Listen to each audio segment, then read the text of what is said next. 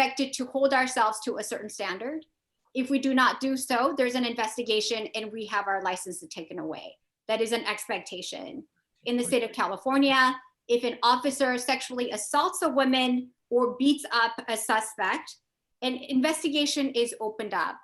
And if during the pendency of that investigation, the officer leaves that post and applies for a job at another department, that investigation does not follow. So the new department has no way of vetting.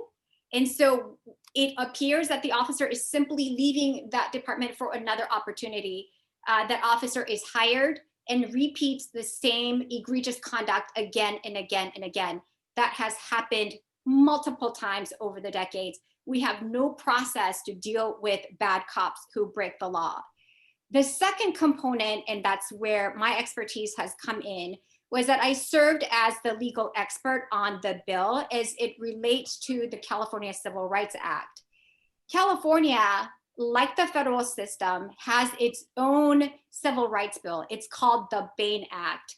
That means anybody whose civil rights are violated, anybody who is beaten or raped by a peace officer, has standing to bring a lawsuit for the violation of their civil rights under California law. So in the federal side, it's called 1983 because that's the name of the statute. In California, it's called the Bain Act.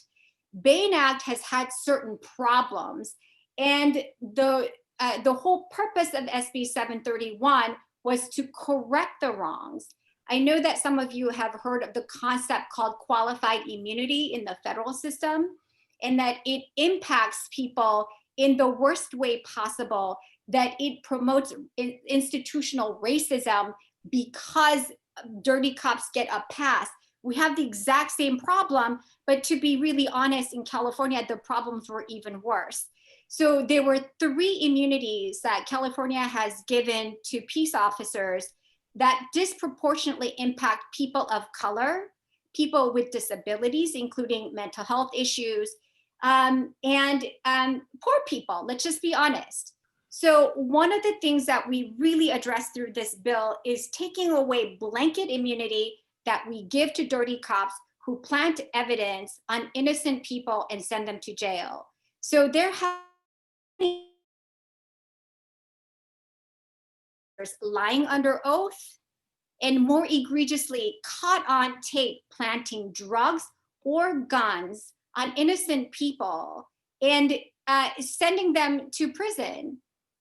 To this day, they have blanket immunity. They cannot be held civilly liable for that conduct. So it doesn't matter how many years you had to serve as a result of that conduct. There is no remedy for you in the state of California for that conduct. Because the question always is, well, so how does that negatively impact disproportionately people of color? It is because you know that police officers are not going to La Jolla or Coronado to plant evidence on rich people. They're doing it in Southeast San Diego. They're doing it in Compton. They're doing it in poor neighborhoods where they know that they will not be held accountable. So it creates this terrible environment of impunity. The second immunity that is extremely hurtful to people of color in this state is that we give immunity, for instance, to jails where there is a physical injury to who we consider to be a prisoner. The way that we define prisoner is not somebody who's been convicted of a crime and sent away. It is anybody who walks into the jail in order to be booked. It does not matter if that person is innocent, whether it was mistaken identity, or as it happens in poor neighborhoods, sometimes when people are afraid to come forward and give testimony in a criminal case, an officer will say to you, well, you can be a witness or you can be a defendant. Maybe you want to go to jail, sit on that idea for 24 hours and I'll come back and talk to you. Maybe that will refresh your recollection about what you observed as either a victim or a witness to that crime. So even those people, when they are brought into the jail and they're completely innocent, if they suffer a physical injury that was an intentional assault on them, has no civil recourse. I know that may be shocking, But it happened precisely in this way to one of my clients very recently. My client is arrested, and he was actually never charged with the crime, but he was brought in because there was a verbal altercation with his girlfriend, and she was shouting, he shouted back. It was in the middle of the night, so the neighbors called. It was right for the police officers to pick him up. There's no dispute about that.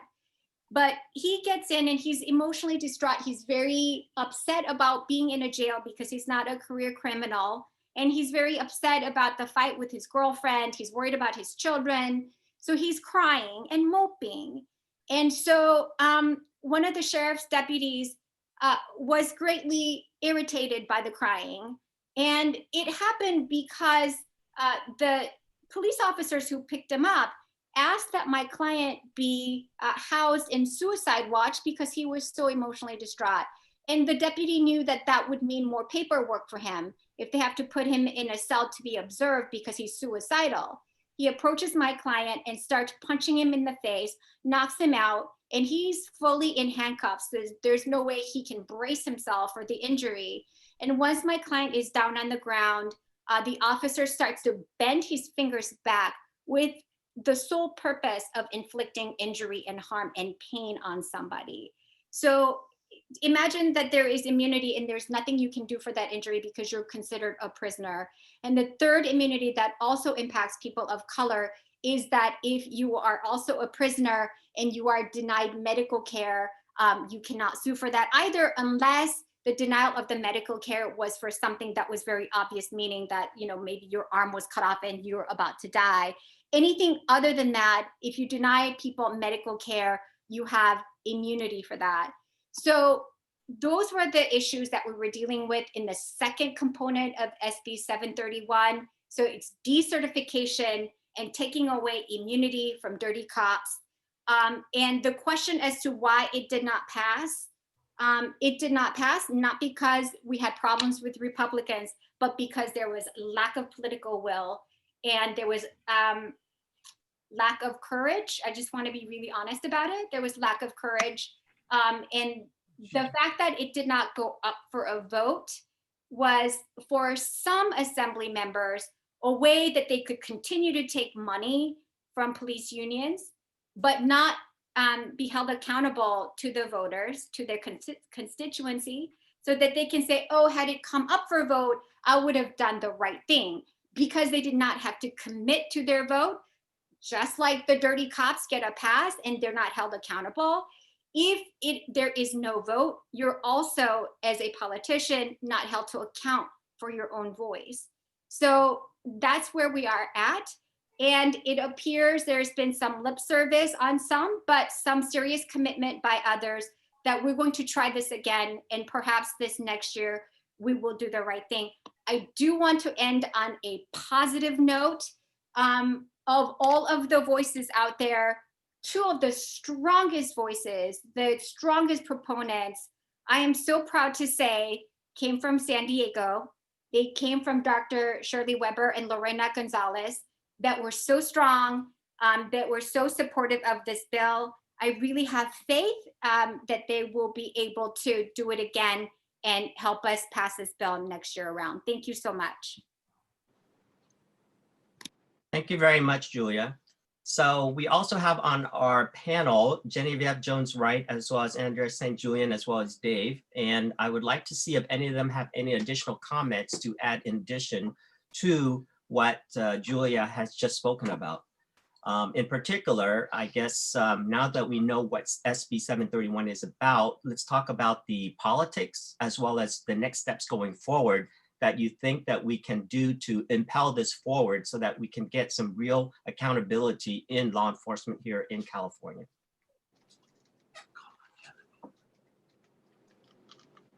Genevieve? All right, so I think the first thing is to continue to have these conversations.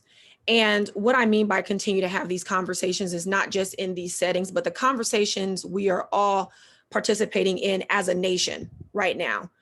We are at a point where we are now talking about police accountability. We are talking about the need for oversight for our police agencies. And with SB 731, that falls right in line with what we've been talking about, some of us for years and years, but certainly within recent months. And I think that what this highlights is, one, the power of the POAs, right? Going back to what Julia talked about, there was definitely a show of power through the police officers associations in not having that bill go to a vote. Things like this happening are the things that we are now paying attention to, that we are talking about, and that we say we need to correct. And so we have to continue to have these conversations, because the more we talk about it, the more it makes sense to more people. For so long, we've allowed for law enforcement to frame the narrative around public safety. At this point, the community is taking back the power.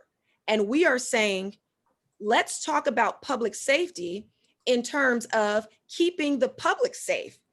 And that also means from peace officers who are supposed to serve and who are supposed to protect us. And yet we see time and time again in San Diego, obviously other jurisdictions, but in San Diego, we have seen SDPD officers rape women. We are going to have a caravan that is happening with Women Occupy San Diego to highlight the various locations where San Diego police officers actually took women and raped them and sexually assaulted them. That is problematic. We saw just recently a San Diego sheriff's deputy get a slap on the wrist after sexually assaulting 11 women, wearing his badge, driving his patrol car to their homes. This was a uniformed officer who used his power to sexually assault women. And so we've seen that we need oversight.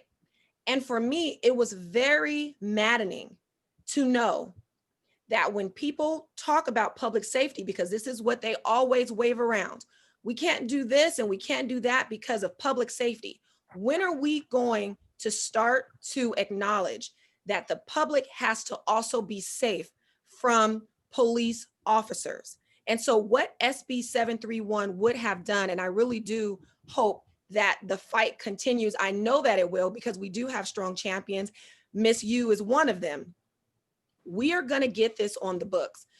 We have got to get something statewide that prevents this problem that we have of officers going from one agency to another agency, one city to another city, one county to another county after being fired for misconduct or having been prosecuted. And so this is something that is important. And so I do hope that we continue the conversation, because it is so much needed. But when we have the conversations, it is going to be important for us to understand that the power in framing the narrative has to be transformed and reimagined. And we cannot rely on police agencies to do the framing of the narrative around public safety. And I just kind of want to piggyback on what Genevieve said. First of all, I just want to say I reread SB 731 in preparation for tonight, and I just thought one more time, how fantastic of a bill it is. I mean, it is, and sometimes I see that there's a disconnect between the lay community and the legal community. And the lay community often attacks certain things that maybe miss the mark in terms of making real change. That is not the case here. I mean, this bill is exactly what's needed to address a lot of the problems that exist in policing. So I want everybody to be real clear about how really important this bill is. And I also wanted to for us to take a little responsibility in terms of, it not passing. Qualified immunity, absolute immunity, I've always had a real issue with that. That's just an issue for me. And I was calling around months ago, finding out, what are we gonna do about immunity? What are we gonna do about all these problems? I'm on the board of the ACLU, right? I called the ACLU. What are we doing? What are we, nobody knew. And just on a whim, I called Julia. That's And right. Julia said, oh, I wrote SB 731. And I thought, I told Julia, I said, Julia, that is a real problem. If someone like myself, who, is into policing reform, and that's part of my world. If I don't know about SB 731, that's a real problem. Mhm. And I think we have to, as Democrats, as progressives, I think we really have to start taking a look at how connected we are and how connected we are not. Mhm. And I think that is one of the biggest problems. We need to start creating systems. And just like Genevieve was talking about, we need to continue these conversations. We need to continue these conversations, and not just with each other. We have to expand who we are talking to. And another thing that Genevieve mentioned, which is so true, is the power of the police unions. And they are incredibly powerful. But they're part of having power, and the perception of power is always making yourself look more powerful than you really are. Okay? Police unions are powerful, but they are not more powerful than we are. And we have to start acknowledging that and embracing our power. Later on tonight, Paloma is going to be talking about Measure B, which of course is near and dear to my heart, seeing that I was the original author of the measure and the co-chair of the committee that is promoting that. When we started years ago promoting the charter amendment that became Measure B, no one would even give us the energy to laugh at us, because they thought it was so ridiculous that we could never, just a group of women of a certain age who wanted to change things, that there's no way we could go against the police unions, But over time, we reached out to the community, we allowed the community to tell us what it wanted and needed. And we took that and created this charter amendment. And we created the power. And let me tell you, the police unions fought us. They fought us tooth and nail. But ultimately, the power of the community prevailed. Okay? And so I never want us to think that the police unions are as powerful as they portray themselves, because they are not. In fact, we have all the power, and we just need to start asserting it. And that's what I want to see us do with SB 731, right? I want us to create those lines of connection. Anybody would be appalled if they knew what Julia just told us. I don't think that there is a person in this state who wouldn't be appalled. We need to connect with those and bring that power to the legislators, and so that they are forced to bring 731 to the floor and actually pass it. Thank you very much, Andrea. So I'd like to introduce Dave. He, with his 34 years of experience in law enforcement, has a perspective from the officer's view, being out in the field and actually having to work with the community. So I'll turn it over to him to speak a little bit on this. So I'll just kind of move into screen here. That's weird how we're together here. So, just from a law enforcement perspective, what I hear over and over and over again is that no good cop wants to work with a bad cop, but we need to have internal processes that hold them accountable. And as we've recently seen, especially here in San Diego, where there was a 25-year veteran of the San Diego Sheriff's Department that was selling weapons under the nose of Bill Gore after I told him about him in 2016. And Bill Gore did nothing about it and claimed to have taken an internal investigation and resolved the issue. And it took federal intervention to indict the conspirators in that crime. So I have little faith in the internal process for agencies to hold themselves accountable. Now, it is true that when policing agencies find individuals who are doing wrong, that chiefs and sheriffs can decertify, but that's on a very individual basis. It's subject to who those individuals are, and there is no state accountability. So SB 731 takes giant leaps forward in the internal process of holding law enforcement accountable. And for those legislators that failed to push it forward, shame on you. In the words of RBG, you need to get, law enforcement needs to get their knee off the necks and hold law enforcement accountable, because law enforcement wants that. As a side note, I'd like to add that that deputy who was charged with counts of gun trafficking pleaded guilty recently to 93 counts of gun trafficking. So that gives you an idea of the fact that accountability is meaningless if the police are left to police themselves.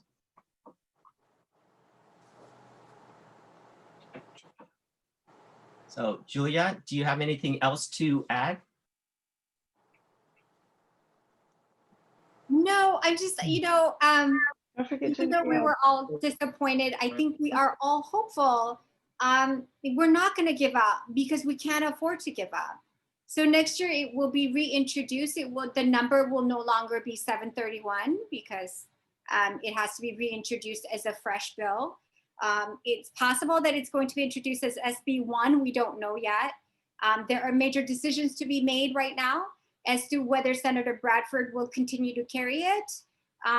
But those decisions will be made shortly. I really hope that we can get the support of everyone here, all decent people in this state who believe in equity and equality and justice, that we don't allow this unconstitutional act to continue. And just lastly, I want to say that this really is our last hope as a community.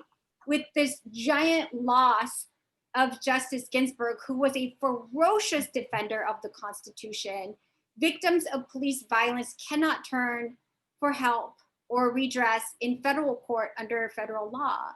They have to be here because they have no chance in federal court after her passing. So this is our last hope. So we cannot give up because we can't afford to as a community.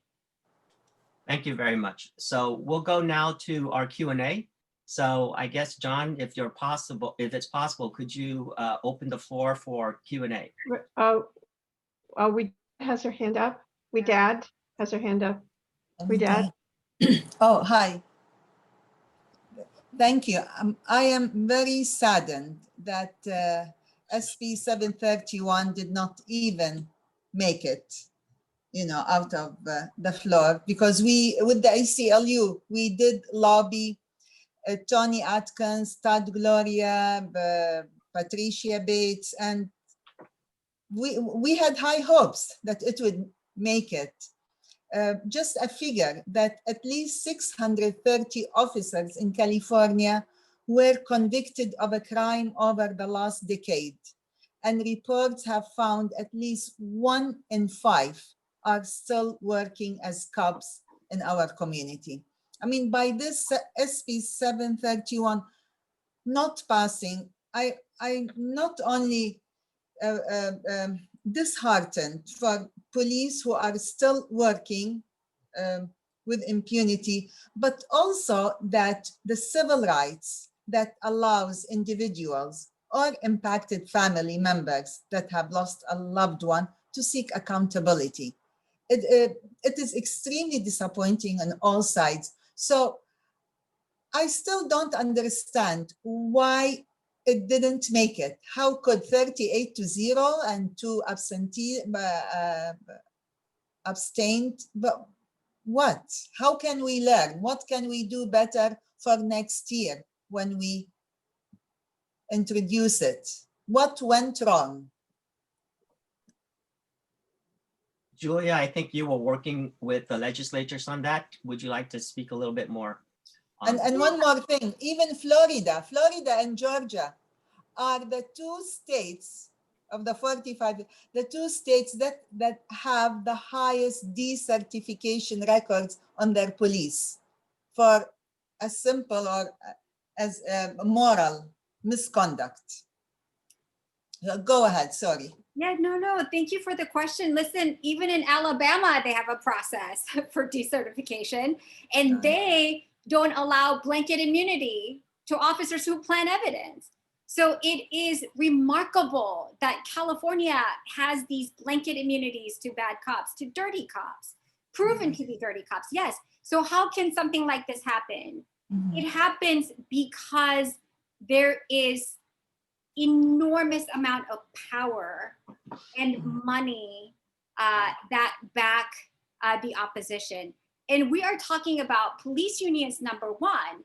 Number two, though, we're talking about insurance companies that provide insurance to police departments because they don't want the victims to have any civil rights.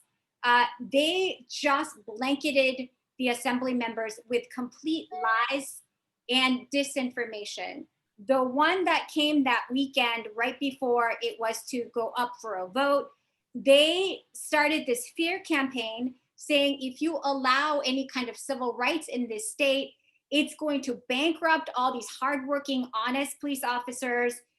These frivolous lawsuits are going to take away their pension. They will be bankrupt. And all of that was true. I mean, all of that was just proven to be a lie. And when we offered the truth, which is under California law, there is required indemnification so that officers cannot be bankrupted. They literally, under the law, California law, cannot lose their pensions because they're safe. But because there's so much disinformation, that it terrified these assembly members. And really, do we vote people into office so that they can be cowardly and choose to believe lies when we're providing them with like literally what the law says with page numbers of cases?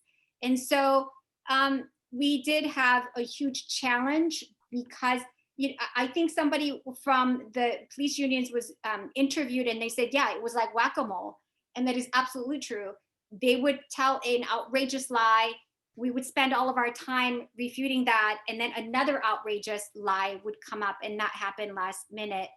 But what we do have on our side, I also want to be really positive, is that we had enormous amount of public support from just a wide array of people and organizations. We had so many community organizations in support of this.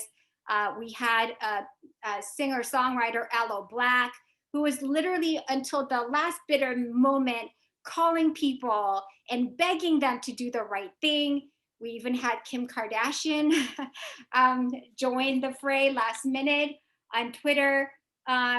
Lakers players, just really people who feel so passionate about this. So I think if we just keep doing that, what's really important is that we need to remind our lawmakers that maybe they're afraid of the police union money, but one thing they should be more fearful of is our voice and our vote. That's the only way we're going to win the next time around. Beautifully said. Any other questions from our participants this evening? Yes, Suna has her hand up. Hi, Oh. Suna Sadness. Thanks. So, Julia, I'm wondering what kind of coalition are we building to try and get it through the next time? I think individuals and celebrities are great at spreading information, and individuals lobbying is certainly important, but it seems to me like this is something that there are a lot of unions out there that would back this. Obviously not the police union, but the union I belong to, I think would be interested in talking about this. So I'm just kind of wondering, how are we moving forward to build a coalition to get this reintroduced? Yeah, so the day after it failed to pass, we immediately started again because we're not taking no for an answer. We love unions. I personally love unions because I've represented so many of them for our protest cases. So of course that would be our number one choice in terms of allies. We are absolutely looking for partnerships with organizations like that. So for anybody who's really interested in joining this, if you go to the website for the organization National Police Accountability Project, it is NPAP. We have a page dedicated to this. We're going to be changing the caption on it, of course, to change the number to the new SB number. But if you go and if you make a donation of any amount, nobody cares. It could be any amount. You will become a member. And every month, we will provide you with information about what you can do, who your assembly members are, what you can do to mobilize, and to really join this coalition. So I will write the name of the organization in the chat page right now. Yeah, sorry, I want to follow up. I may not have been clear. I think individuals building a coalition is one thing. I actually think organizations that can bring all of their individuals in at once is sort of something different. And so I was wondering, what can we do or what is being done to actually bring in larger organizations so we don't have to mobilize sort of like one by one? Yeah, agreed. And that's what we've been doing through the work of NPAP, is trying to organize on a larger scale. We also will continue with individuals, but really building partnerships and coalitions and bringing in larger organizations so we can have a conversation around it, because it is a little bit of a sensitive topic for a lot of unions, because where do our organizations as unions fit in opposition to some other police union. So, we don't want to get into sort of the internal conflict, but once a union wants to join this coalition, we are open to dialogue. So from organization to organization, yes, that is absolutely something we're looking to do. So just direct them to the website. Yes, exactly. And then there should be an email address where they can get in touch with our executive director, and it will just take off from there. Yes. And Suna, what I would suggest is everybody on this call, I would imagine, belongs to at least one or two or three other organizations. What I would ask is that everyone on this call right now, tomorrow morning, contact each of those organizations they belong to and ask them to sign up as a supporter. And that's how we start gaining the support. And organizations are good, celebrities are good, but when it comes down to it, a celebrity still only has one vote.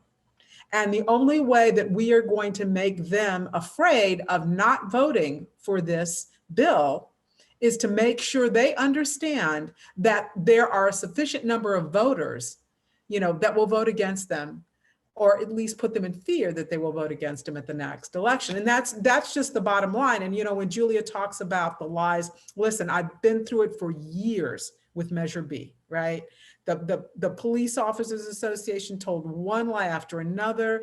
And even though we would bring the information, to the council members, they would still keep repeating these lies until we could show them that we had a sufficient number of voters that could vote them out. Then all of a sudden they started believing us, So the rhetoric that they don't believe you is really nothing more than, I don't see you yet having enough voters who might vote against me for me to support you. And that's all that really means.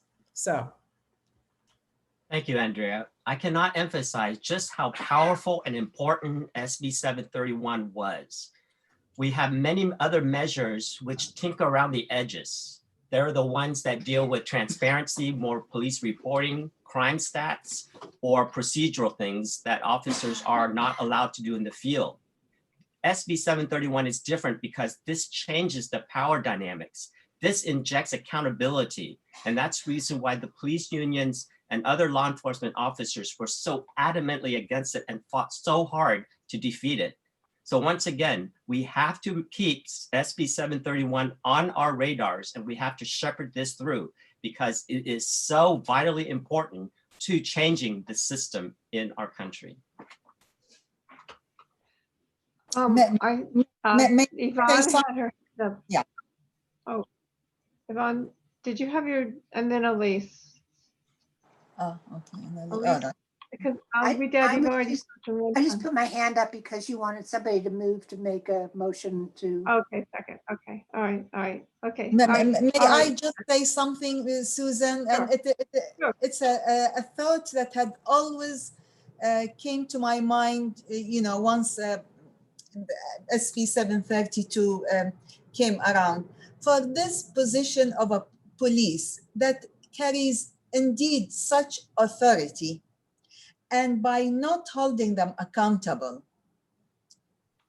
I cannot help but think of the Catholic priest in their extreme authority of trust and power with their parishioners, and the crimes that they have committed throughout the ages.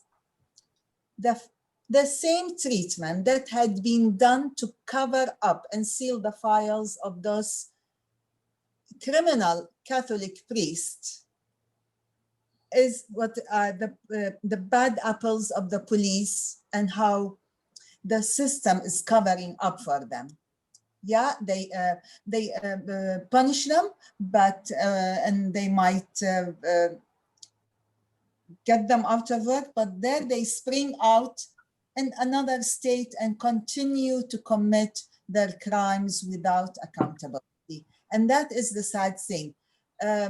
Perhaps this analogy might get the attention of some people, that the way we are treating our police by allowing them and giving them a license to kill with impunity is just as what the Catholic priests have done to the parishioners. Thank you. Thank you, Widad. So we're kind of coming up to our time here. Well, So I'll give you a few more minutes. Rob Howard, Rob wanted to make a comment or question. Try to make it a question, everyone. Well, I guess the question would be around the messaging, because the part I keep seeing when we do this is that we get into a discussion with other communities around the fact of us giving them that trust and allowing them that trust, no matter how much they've done to break it. The implicit biases that a lot of people have towards law enforcement, they still want to give them that trust, but yet I don't hear the comparison. And can we would it be worth, when we talk about this, there is no other occupation that I can think of, there might be one out there, but no other occupation that I can think of that doesn't have an accountability matrix to it. There's an organization. I, as a nuclear operator, if I had 2 failed urinalysis tests, I am fired from that facility, and I go into a national database, and I cannot work in a nuclear facility for 5 years. That's just for failing the drug test. Yet police are allowed to do this without any accountability. And I think if we make it relevant to regular life and what people are doing, doctors, lawyers, everyone has accountability except them. Is that a part of our information that we can share with other people, or is that something we want to work on? Because it may be there, I just don't see that being a primary part to break through the biases. Genevieve, would you like to address that? Yeah, I would say that has been a part of the messaging, especially when we're talking about 731 or even Measure B.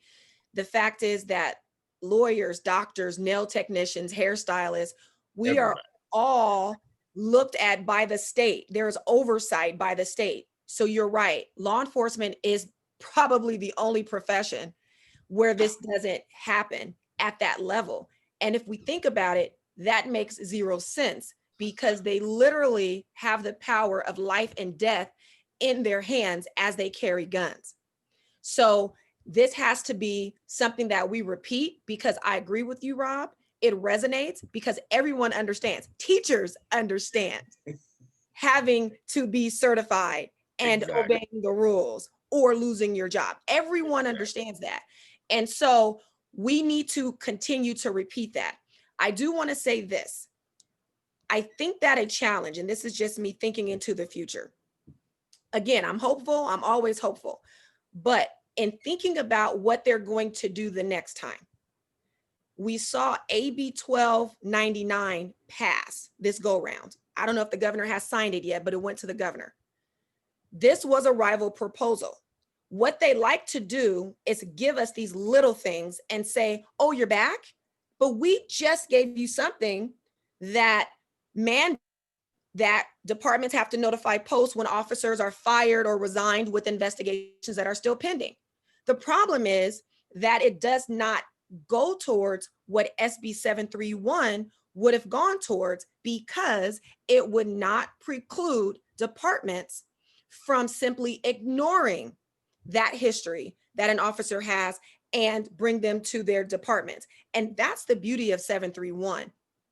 It makes it incumbent upon police departments to actually get the records, the disciplinary files and the records on that officer who applies, and they have to take a look at it. And I just want to say that the entire reason we got this bill, and I want to make sure that we note that so many people have lost their lives from officers who could have been stopped if 731 or another law like it was put in place. But the very name of 731 was the Kenneth Ross Jr. Police Decertification Act of 2020.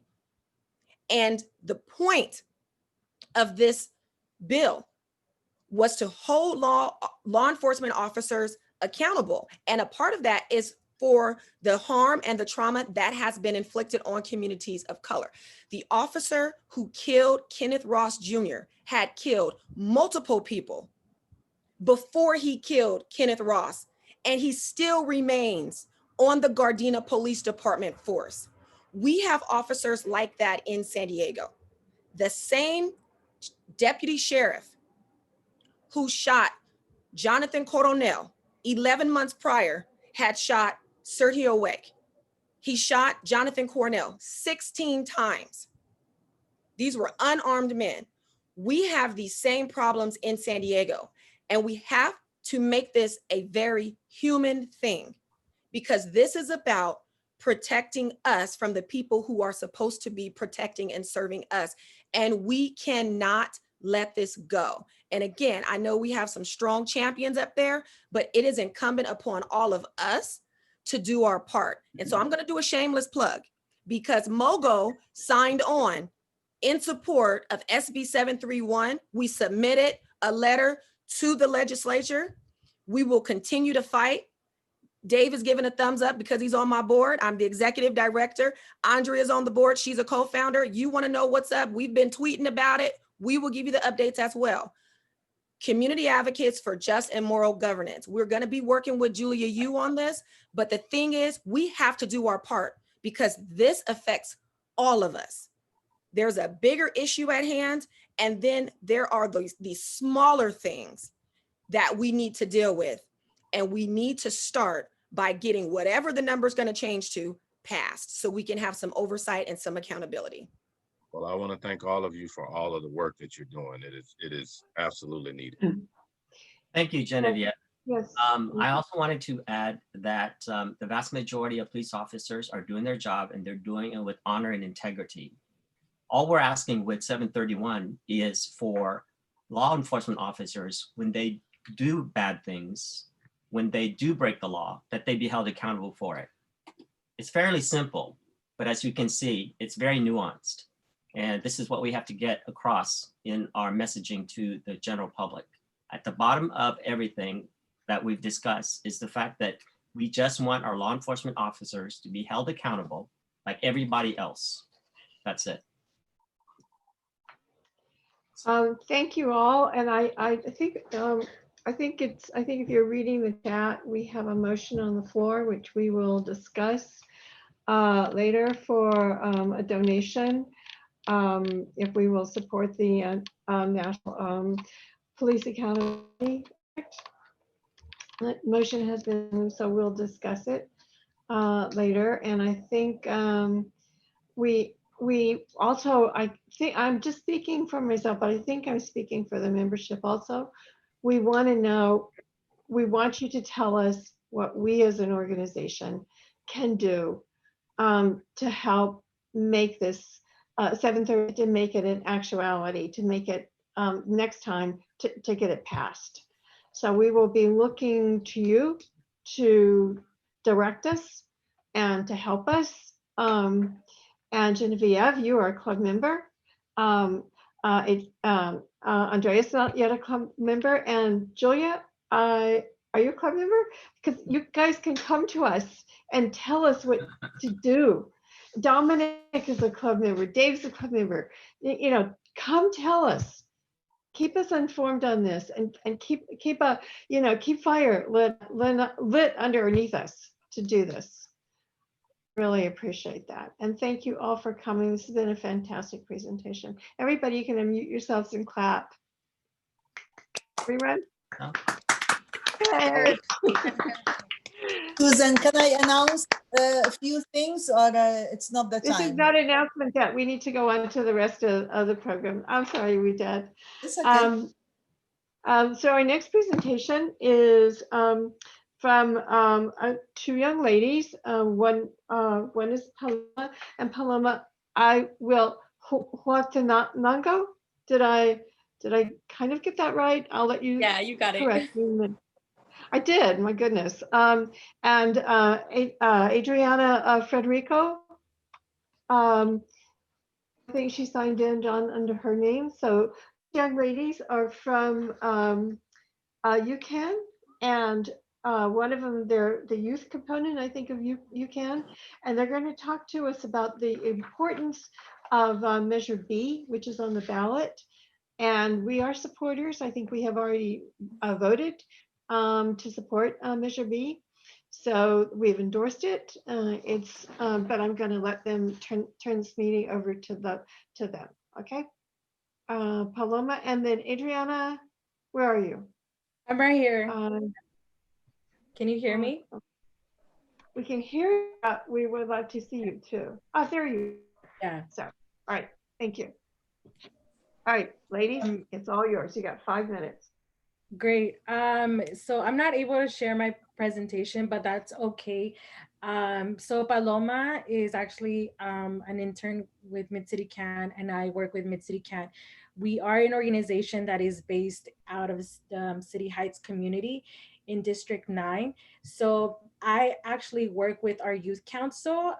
Youth council is a momentum team of young people who are mostly high school age, and they've actually joined Women Occupy and Earl B. Gilliam, and they all made the coalition Sandians for Justice. So all of Mid-City CAN's youth council efforts have been around specifically supporting Measure B.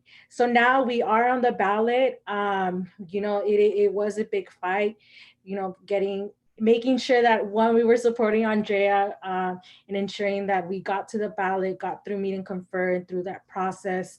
Now we are in this mode of campaign. So what we really need is an ask of having you commit yourselves to pledging your support. I know, like, as an organization, you are all have already pledged your support, but we really do need individuals to share your networks. And by that, we want to know, like, what organizations you're part of. This is a grassroots campaign.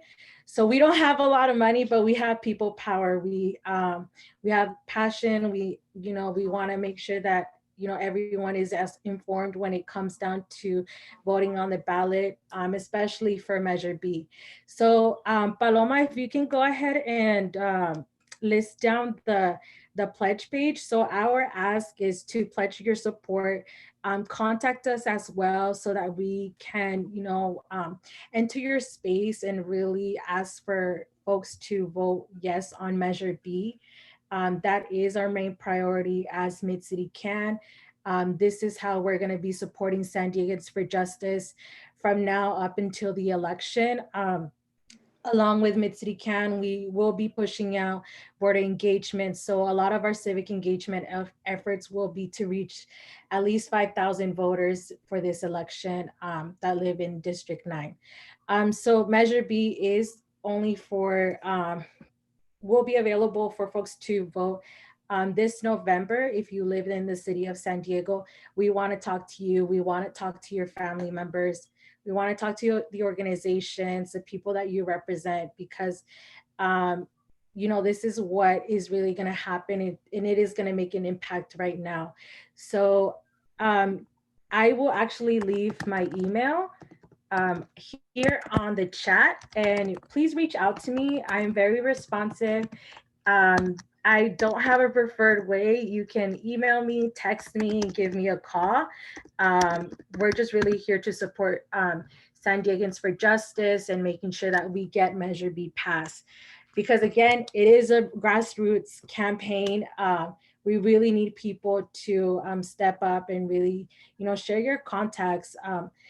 We are very fortunate to provide literature. So we do have literature pieces that we will be sharing out that will share more information about what is Measure B, like what is at stake. It will not only just be in English, we will have those pieces in Spanish and in Vietnamese. So we are really want to make sure that, you know, we are engaging community members, but also providing them with enough information. So Paloma is here to help me, and we're just very happy to support San Diegans for Justice. So please reach out to us. I hope that, you know, we can, you know, continue to build relationships, because this is the only way that we get things like this to pass in our community. Can you make, yeah, Ariana? Okay. Yeah. We just made you a co-host, but Paloma, should we have made you a co-host instead of Ariana? Would you like to? Who wants to do screen sharing? This is completely fine. This is our website, so we are asking folks to pledge for their support. So if you scroll down, there is a link where you can actually kind of get like a snippet. These are the folks that have already pledged their support. I mean, we definitely want to have folks continue to pledge, but our ask is to definitely, you know, share your contacts, share your organizations. We will stick around. So if you have any questions, please reach out to us. We have young people who are very committed to ensuring that Measure B passes. I left my email on the chat and also my phone number. So please reach out to me.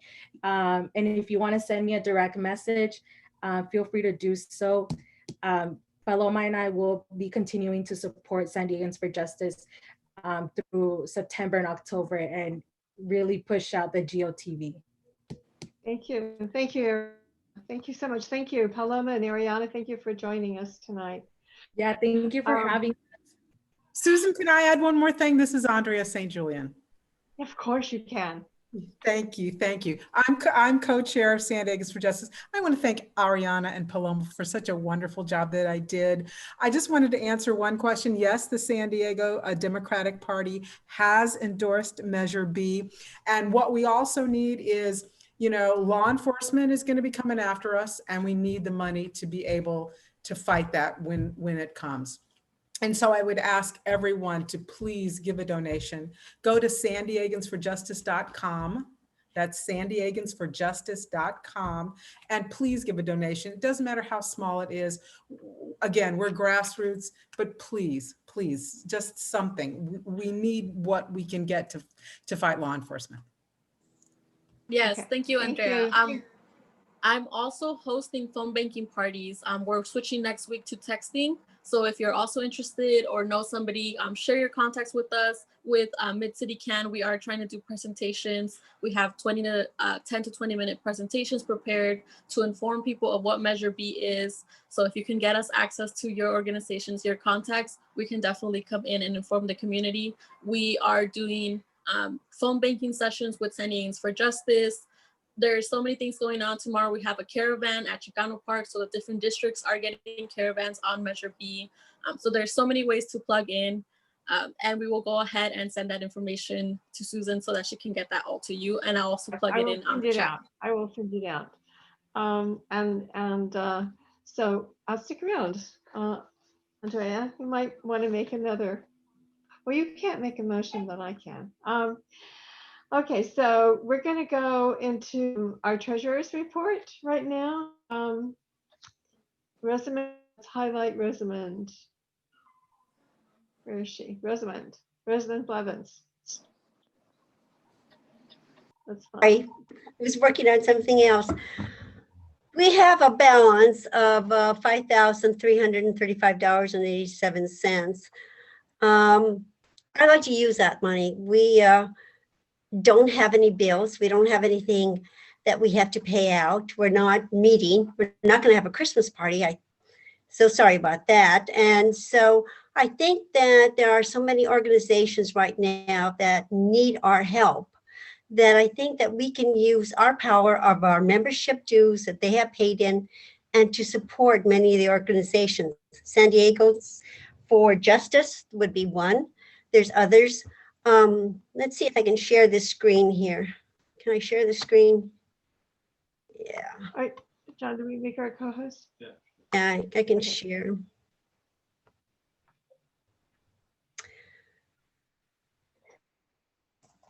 One of the things that I think is important as I look for this on my sheets here is that one of the things that I think it's important for all of us to realize is that all of us need to step up and volunteer. I know it's difficult. It's difficult to make phone calls. I'm calling for 2 different candidates. It's not an easy thing to do. I don't like it, but I do it. What I think about it is that I'm going to pick up the phone. I'm going to call somebody that I haven't talked to for a long time, and I'm not quite sure if they like me or they remember me. So I start off pretty positive, and then I just go for it. And if you can't do that, there's letter writing, there's postcards, you can deliver signs, yard signs. There's so much we can do. And as a group, I'd like to see us support these women and candidates that so much need us. They just need a couple of hours a day from all of us. And if we did that, then I think that we would be, really in a very, very positive state. One of the things I'm going to share with you right now, let's see if I can get it over there, is that the donations that we have made, if my screen will go, let me go, and it's just locked up on me. There it is. These are the donations that we have made in 2020. I think we should be proud of ourselves for these donations. Every one of them is an excellent. And I think now that we have this $5,000 that we should think about seriously how we want to spend this money. It is something that I think as our club, as members, we should make some motions tonight. We should take it down, and we should really, really think about where we want to spend our money. I think it's important for all of us to think about that. So that is my report on that. Rosamond, you also might want to tell people all the research you did about which campaigns we can and cannot. Well, that's the other thing. It's a very interesting aspect. We can donate to certain campaigns or candidates, but we can't. But there are some candidates we cannot. This is something that we would really like to give to every single one of the candidates, women candidates that we have endorsed. And that would be excellent, but we can't do that. So one of the things that we can do to help them is to donate a certain amount of money to the Democratic Party of San Diego. And then they would hopefully set that money aside for candidates of our choosing. They can't guarantee that, but that would be one of them. There are women that are in extremely difficult races right now that really need our help. So I think that one of the things that I would consider would be really great, let me see if I can share this other screen with you in a second, is that we talk about it tonight. I think it's important. By our next meeting, it may be just too late to help them out. And I think that, here it is, go in here.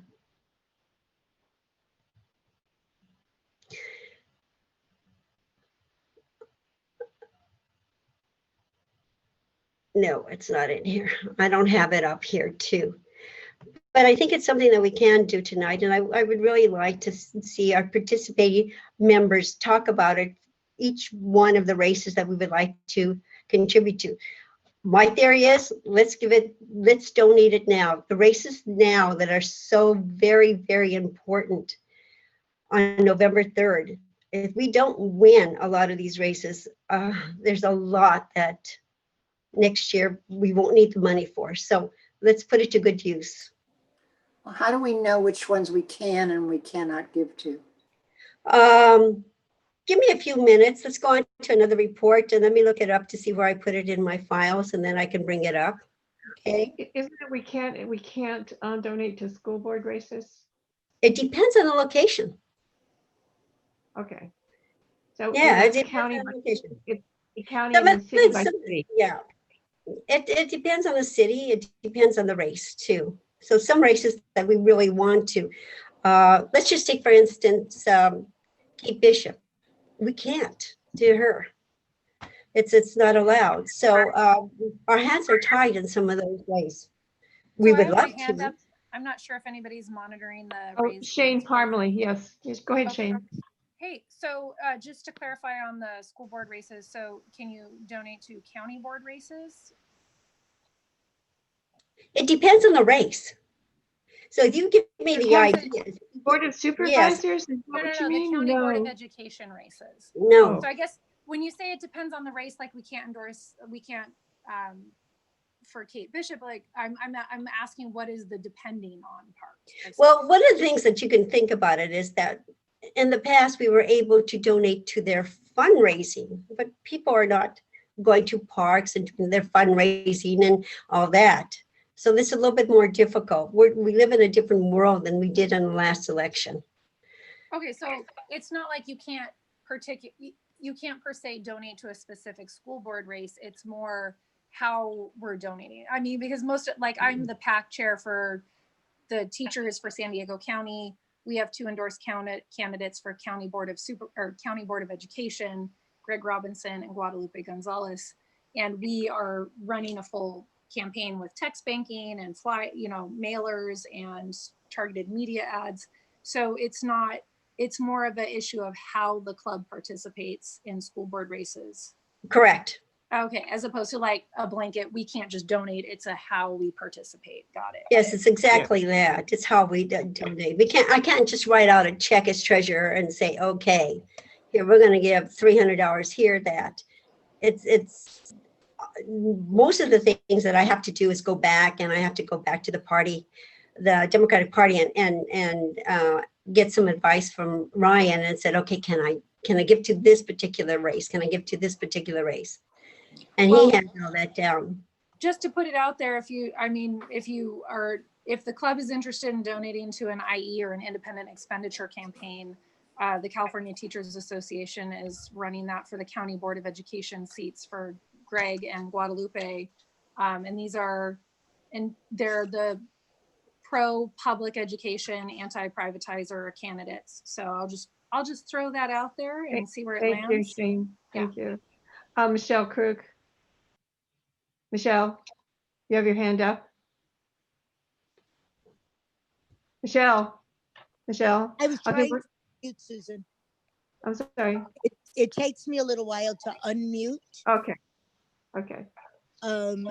So I was initially going to clarify that for San Diego Unified, it has to be only individual donors. So that is out for sure from the club. But are we only looking at the campaigns, or are we also looking at organizations? I think right now we're only looking at candidates that we want to support. Is that correct? No, it's not. No, it's not only candidates. We can donate to. We've donated in the past to Casa Cornelia, San Diegans for Justice. We've other organizations that we've been able to donate to. That is absolutely fine. So the reason I was asking is I'm actually right now we actually were in process. Rob Howard is helping me write an email for Universidad Popular, which is a very strong trusted messenger working mostly in the North County, who are really doing a big end of the census, because the census has to be done by September 30th. So they're actually doing a major event this Friday and over the weekend. And they're also doing election education. So that was the only reason I brought it up, because we're actually right now crafting email for that. Thank you, Michelle. Thank you. I do think we do have a motion on the right now to support the National Police Accountability Project. I second that. Well, we had a second. The second is in the chat, and I think it was, I'm looking back through the chat to see who seconded it. So who made the motion? Who made the original motion? I think it was Yvonne. Yvonne, do you want to speak to the motion, please? Yvonne? Okay, sure. Can you hear me? Yes. Okay, so I think it's really important for us to get in kind of maybe on the ground floor of the next time around for this bill. My feeling was for the last time around, at least me personally, I didn't know about it until kind of towards the end, and I was running around trying to lobby my legislators for the state. Whereas like for AB 392, that was a whole year we worked on that. So I think if we get them started now, we do a donation now, then they're kind of ahead of the game and can hit the ground running as soon as we have a bill. Thank you. Doug, do you want to add to the station? Doug Case? Doug, No, I'm sorry, I wanted okay, to make an additional motion when we get done with this one. Okay. We don't have an amount on this. So I guess, first of all, we have to. So do I need to move for an amount? Yes. Okay, so I move that we donate $500 to the National Association of Police. Okay, and the second on that, is that still agreeable to, who seconded it? Was it Kate Bishop or who is that? Who seconded it? Liz Leverty. With Liz. Okay, Liz seconded it. Okay, so Liz, is that agreeable to you? So we're moving to donate money to the National Police Accountability Project? Yes. Yes, 7:30, yes. Okay, I just wanted to make sure the verbiage was good in the minutes. Okay. Do we have any more discussion? Doug Case, you want to? Doug? I wanted to make a different motion when we vote on, after we vote on this one. Okay, all right. Is there any discussion? Seeing no more discussion, what I would ask for everyone to do is to please open participant tab, and everyone who, I'm going to call these votes separately. Everyone who agrees with the motion, donate $500 to the, I think it's the National Police Accountability Project. Accountability Project. We'll get it absolutely correct in our minutes. All of those in favor, please click on the green yes button.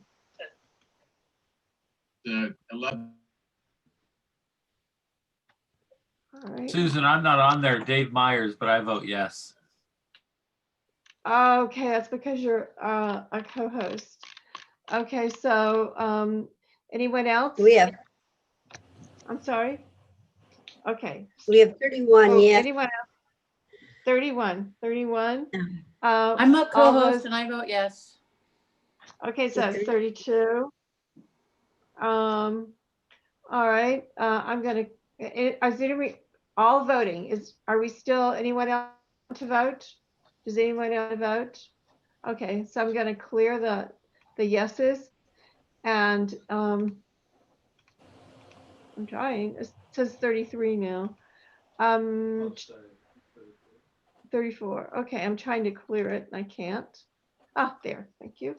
All those opposed, please vote no. Click the red button.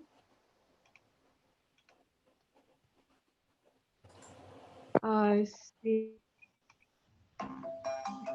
none, so that has passed. It's $500. And we, I think Andrea's still here, Ms. St. Julian is still here. We expect all of you to keep us apprised and tell us what to do next. All right, Doug, you have another motion? Yes, I wanted to move that we donate another $250 to San Diegans for justice. If I read that correctly, we already gave 250, so this would increase it to a total of 500. This is 500. This is the committee that is supporting Measure B. Second. Second it. Doug, you made the motion. Do you want to speak to it? Or you think you've already done that? Yeah, I mean, as has already been mentioned, it's a grassroots effort to get this on the ballot and to get it passed. And so I think that since we have some extra money, this would be a really good way to allocate it. And so I think that increasing it from 250 to 500 would be a good thing to do. Okay, do I hear, I'm looking for hands raised. Anyone else? Oh, Kate Bishop? Kate? Kate, your hand is raised. Can't speak? I'm so sorry. I'm so sorry. I had to start driving around to deliver yard signs, so I'm doing this on the move. My hand was raised for a different motion. It wasn't a motion, actually. I just wanted to do a clarification because my name was raised earlier. I just wanted to say that I can speak later if we want to continue on Doug's motion, which I fully support. Okay. Okay. All right, Michelle Crew. I was going to second it, or yeah, I'll second it. I think it's already been seconded. Oh, then I would just speak we're in that discussion. I think it'd be a good We're idea. in discussion, Michelle. I think is there any further discussion? I see no hands raised. So we're going to do the same drill that we did the last time. Everyone in favor? I see people have already started to vote. Okay, yes. So hit the green button. Okay. Once again, Dave votes yes. Okay. All right. So we got 39 now. 34. Okay. Is everyone voting who wants to vote? So Susan, can you see my vote? I'm sorry? Can you see my vote? It's hard for me to tell. Can you see me voting? Okay, let me look, Michelle. I can see her. Yes, I can. I can see your vote. Yes. Thank you. Okay. So it looks 32. And Susan, Kathy 33. Hyatt, yes from me. Okay, that's 34. Okay, anyone else get?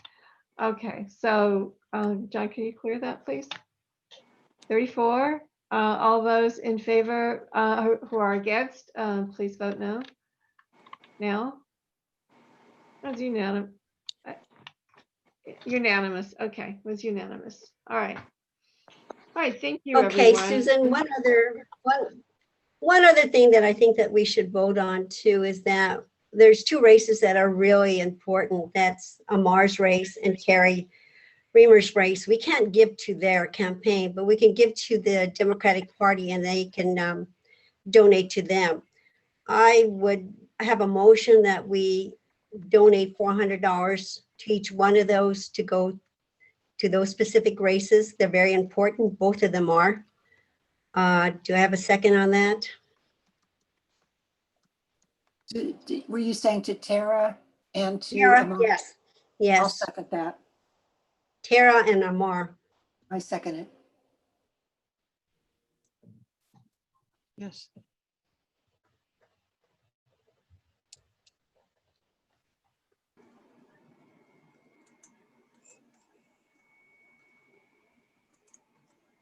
This is Jen French. I'll second.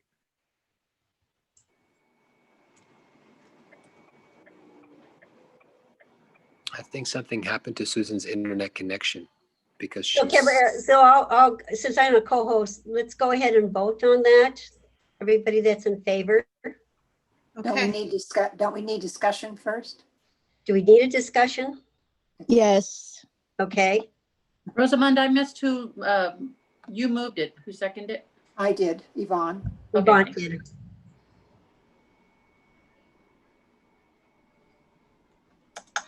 Michelle's hands up, Michelle Krug. Yeah, my hand is actually up because I was going to make a different motion after this is finished. I had my hand raised to make a motion. Yeah, hey Michelle, so we lost the internet connection here. Susan's just getting back on. Here you go, she's rejoined.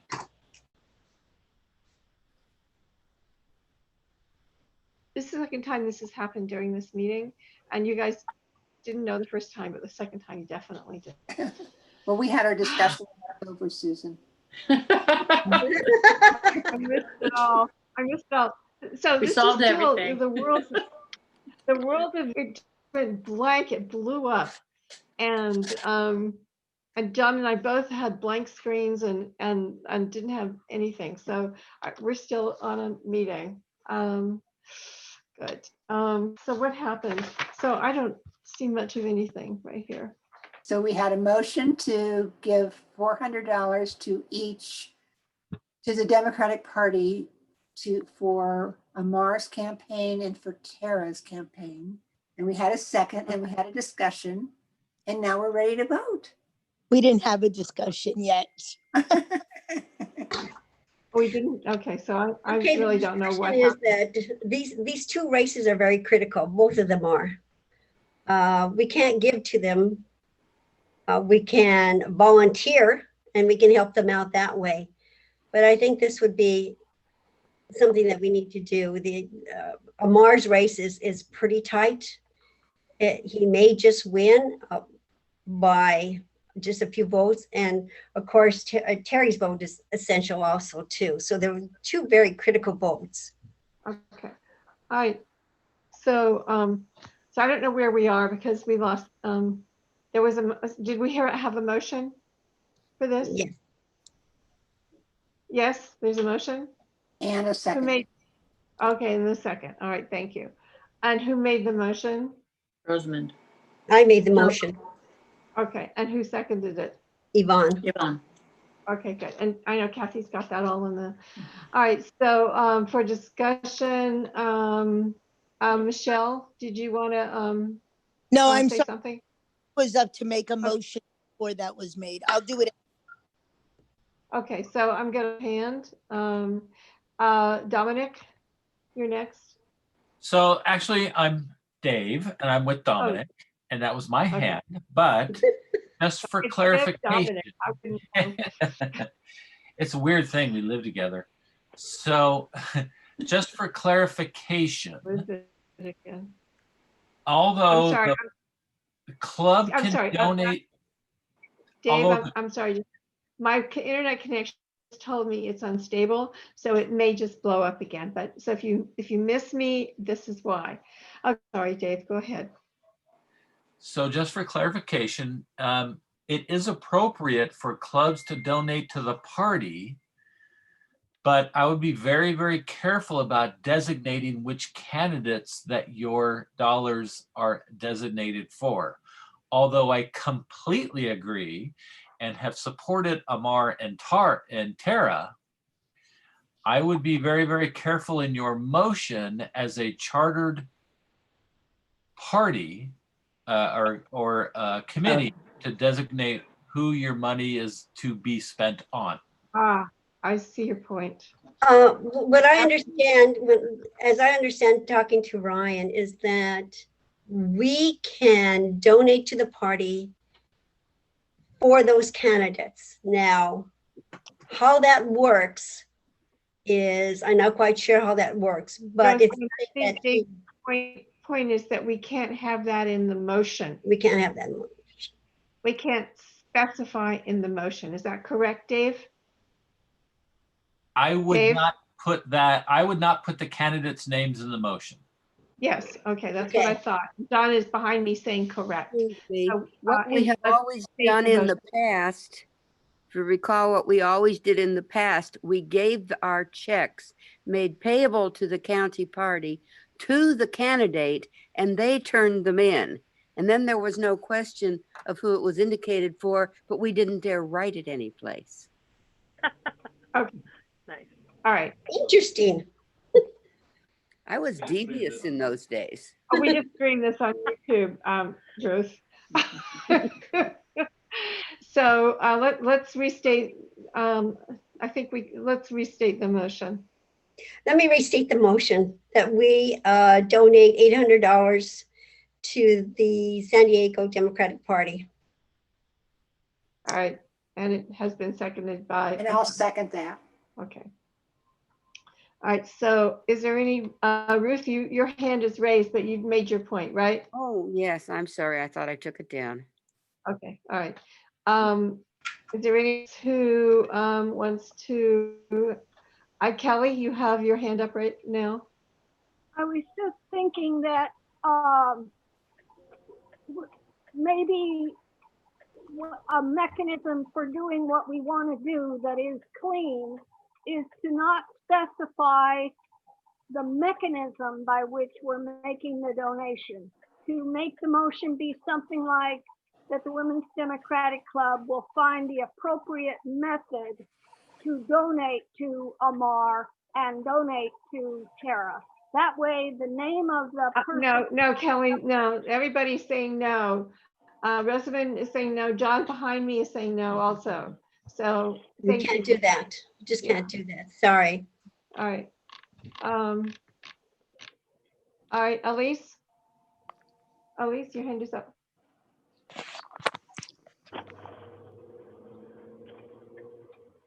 Oh, Elise, where? If we just give $800 to the Democratic Party, how will they know who we want them to give it to? Because I'll tell them. Oh.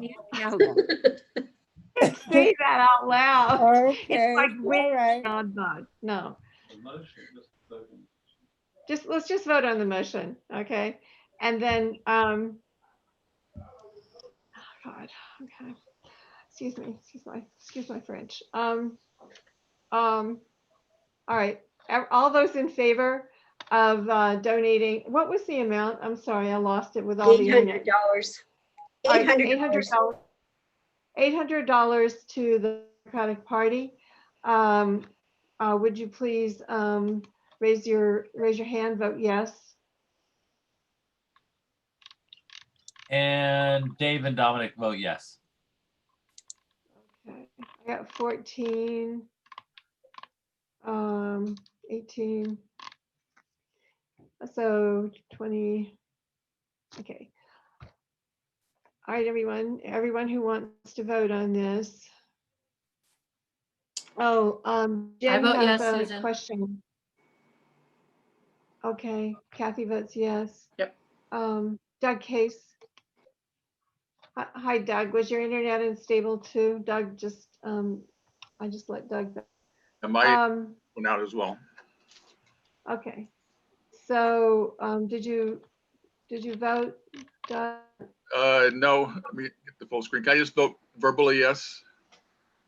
Okay, all right. So we have 25, we have Kathy 26, Rosamond 27. John, you can't vote either. 28, 20, 28, 30. Is it 4 of us? Oh gosh, it keeps going up. Okay. I don't have a final count.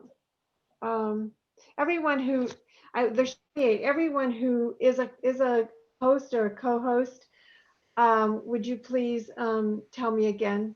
They can vote with the green button. Oh, they can vote with the green button. Oh, Yeah, I see all of you saying yes. Yeah, we're okay. saying All right, yes. so 20. Okay. Somebody just said no.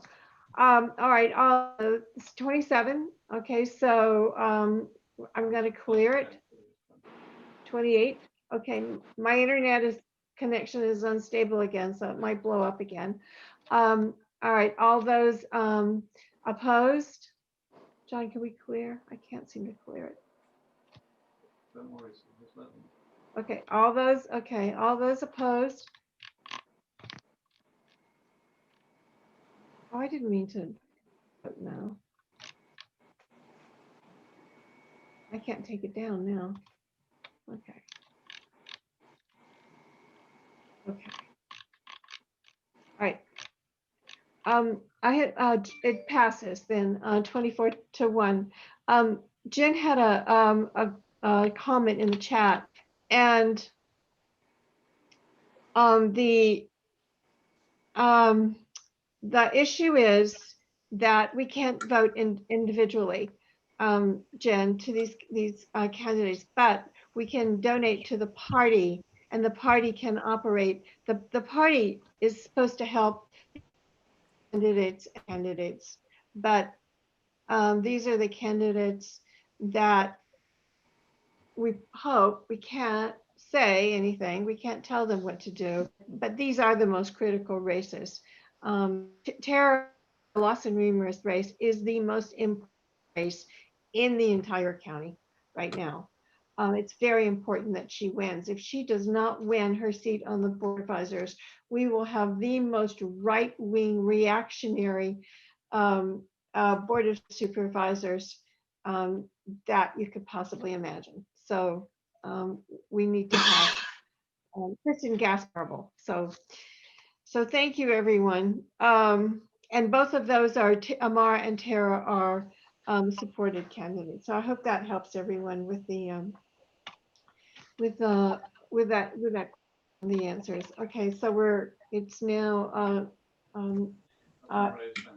raise hands. Michelle Krug and then Kate Bishop. Kate, do you want to go first? It takes Michelle longer to unmute herself. Kate? Sure thing. Thank you so much, Susan. This is in no way coordinating with my campaign, but I would just, for informational purposes, let you know that many of the party endorsed candidates in the South area, including myself, Nora Vargas, Andrea Cardenas, I believe Steve Padilla, basically a bunch of the South area candidates are trying to raise money for a slate mailer. And so the South area is raising money right now. If the club wanted to donate to assist campaigns of the endorsed candidates in the South through the Democratic Women's Club, one way to do that would be to donate to the Democratic Party South area, which is a specifically different pot than the Democratic Party, just for informational purposes. And I'll sit this one out because of okay. obvious. Doug, you probably have more experience with that than anyone. Is that something that we can do? Donate directly to a caucus area? Yes. Okay. All right, the chair will entertain a motion.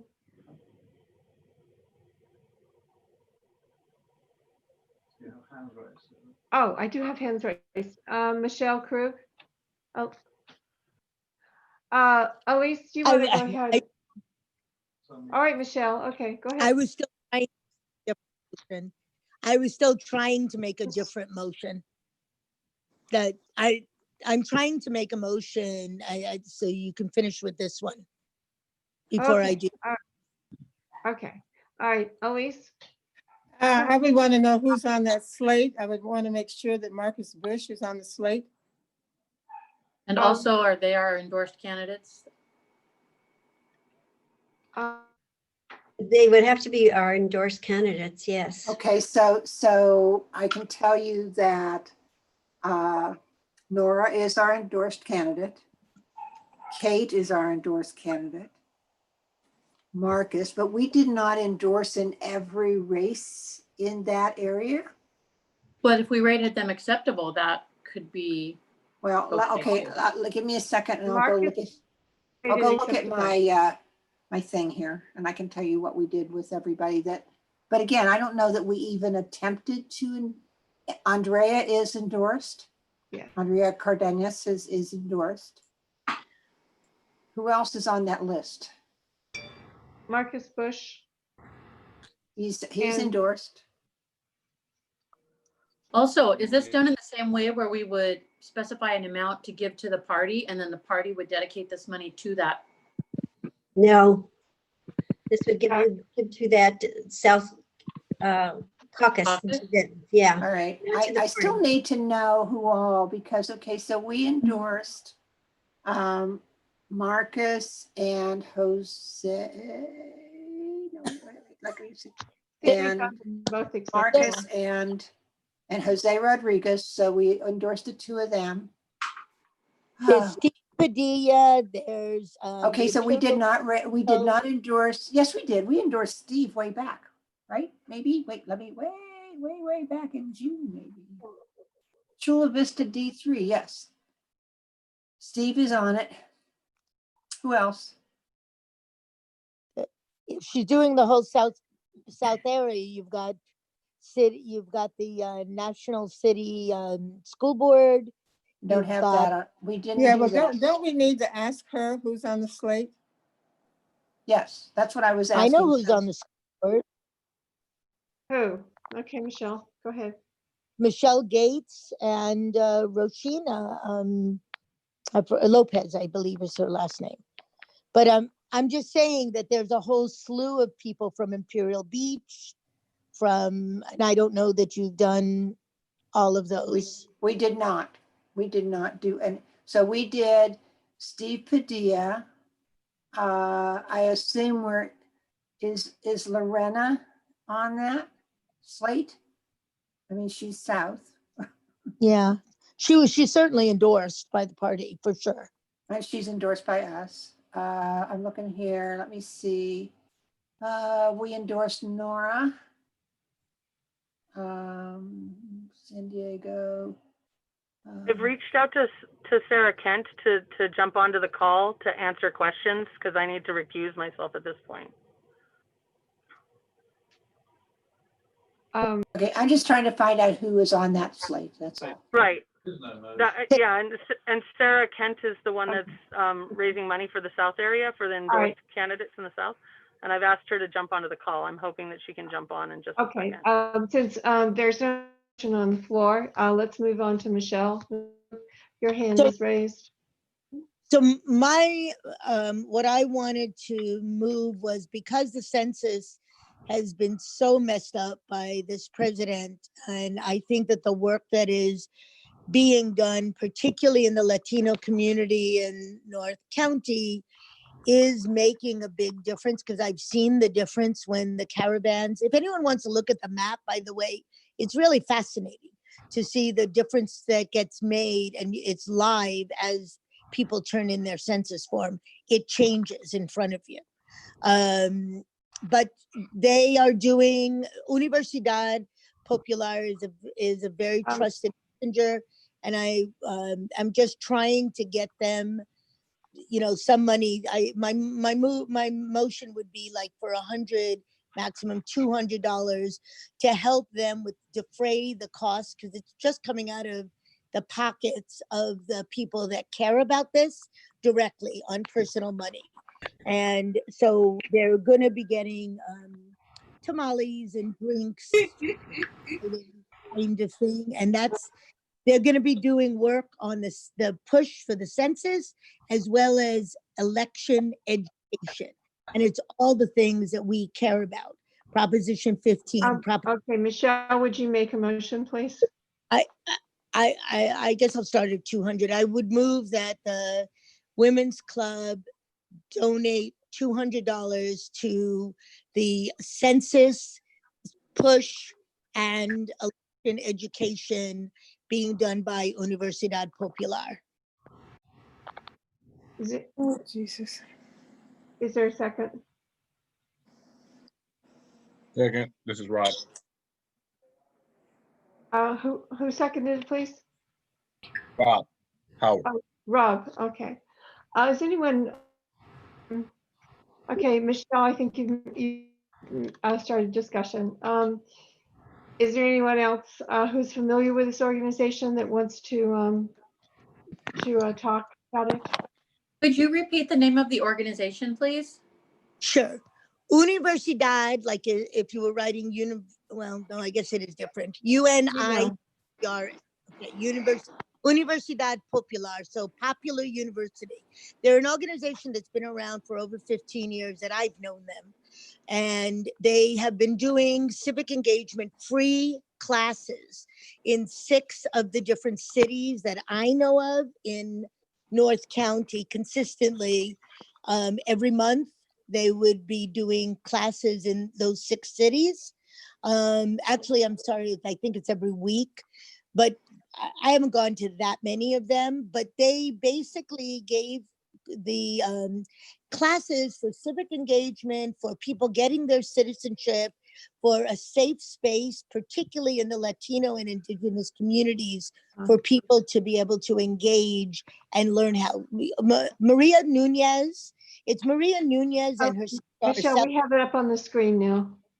Okay, but let me just tell you, Maria Nunez is a sitting city council person, the most progressive one in San Marcos on the council, and that's she.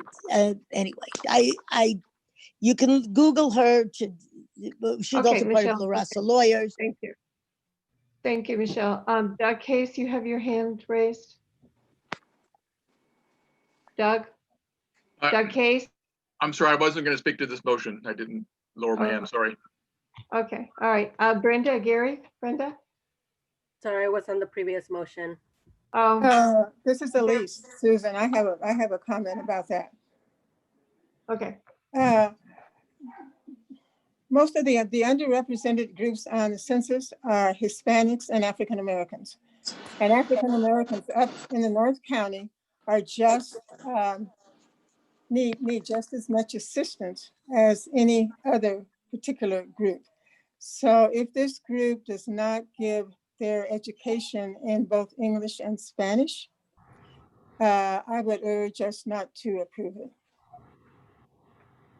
it. Susan, to just, Gary, is that you? yeah. Well, Gary, go ahead. You were going to say something? Yeah, and I have a further motion, but I wanted to just say that Let's just finish this one first. Yeah, no, I just wanted to speak on this. I'm very familiar with Universidad. They have consistently, or I've known of them for the last 2.5 years, 3 years. They've consistently done a lot of outreach in North County, in Vista, in San Marcos, in Escondido, in all those areas to get Latino voters to vote. They've done a lot in the community and they're very respected. They did forums for Congress. And as Michelle said, the Nunez sisters, but in particular, Arcela Nunez Alvarez, who is Maria Nunez's sister. Maria is on the city council in San Marcos. She basically has run that, and they do a lot of great work. So, and they do everything in Spanish and English to answer Elise's question. So I would be. And do they have a grant from any of the organizations to do the work? Do they what? Do they have a grant from San Diego Grant Makers, United Way, any of those organizations to do the work? That I couldn't answer. So I don't know if Michelle has the answer to that. Michelle? All of this work, what they're doing, yes, I did. Okay.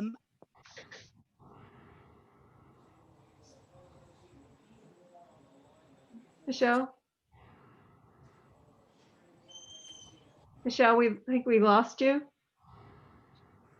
Oh, you didn't lose me. Okay. So Michelle, did you say they do have a grant to do the work?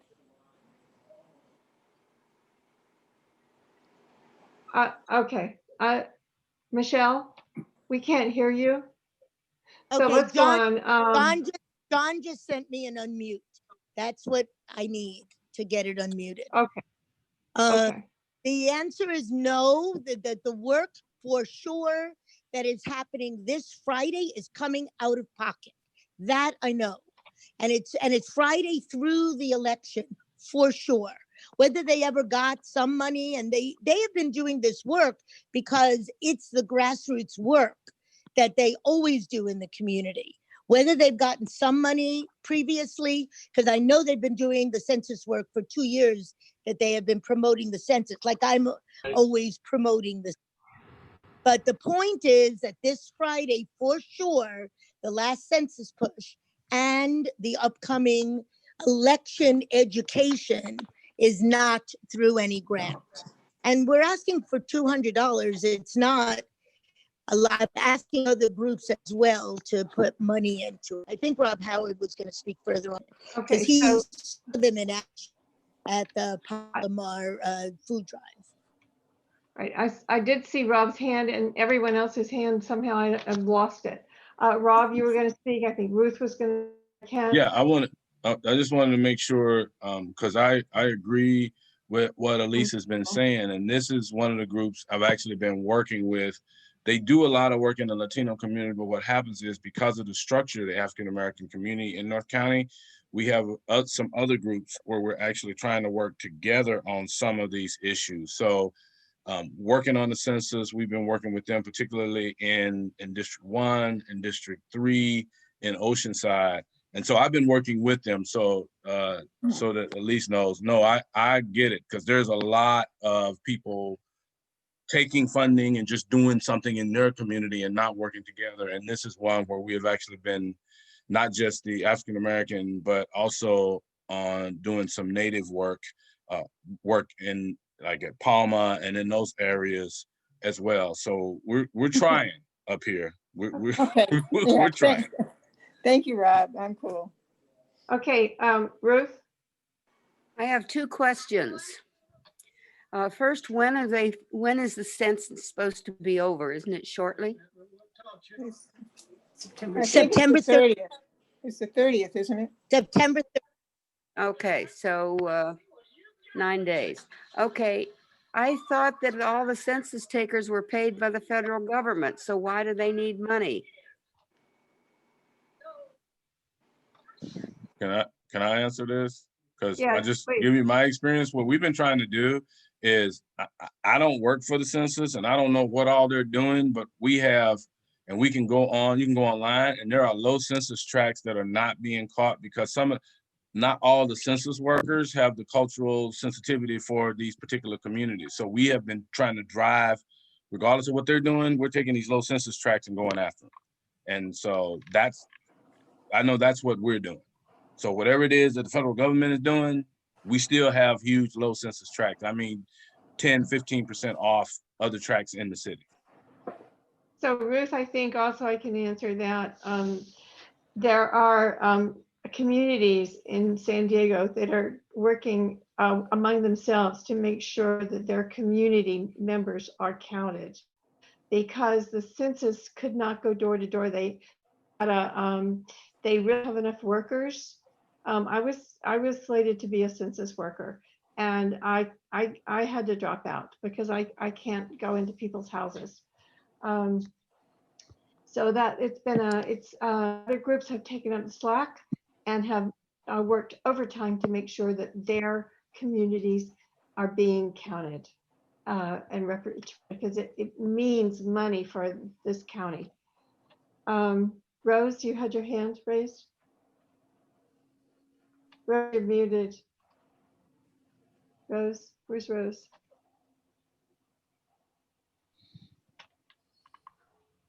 I don't. Oh, I think Rose, she took her hand down. Rose, we can't hear you. We can't Can I hear add you, Rose. something too? Yes. So also for the census, I come from a mixed status community, Latinx community. So back in 2019, there was a lot of fear in our own community because of the legal status question that Donald Trump did propose last year, so that there's still like, you know, the lack of trust that, you know, our communities don't have with direct government workers. So the census really did do a big push to connect with community-based organizations in order to ensure that everyone gets counted, because there is more of a relationship with CBOs than with, you know, some random person who may not look like you, you know, come up to your door. So that's what I wanted to share. Ariana, what's the CBO? Community-based organization. Thank you. All right, Rose, did you? Okay. I'm gonna call, Rose, we still can't hear you. We still can't hear you. Okay. Type what you were gonna say, perhaps in the chat. I'm gonna move to vote. I think we've had ample discussion on this. So all those in, let's restate the motion. All those in favor of donating $200 to Universidad Law, please say yes. Please hit the yes button. Also, yes from David. And a yes from Kathy. I think you can vote, guys. No, Try I it. can't. Oh, okay. Oh, okay. Okay.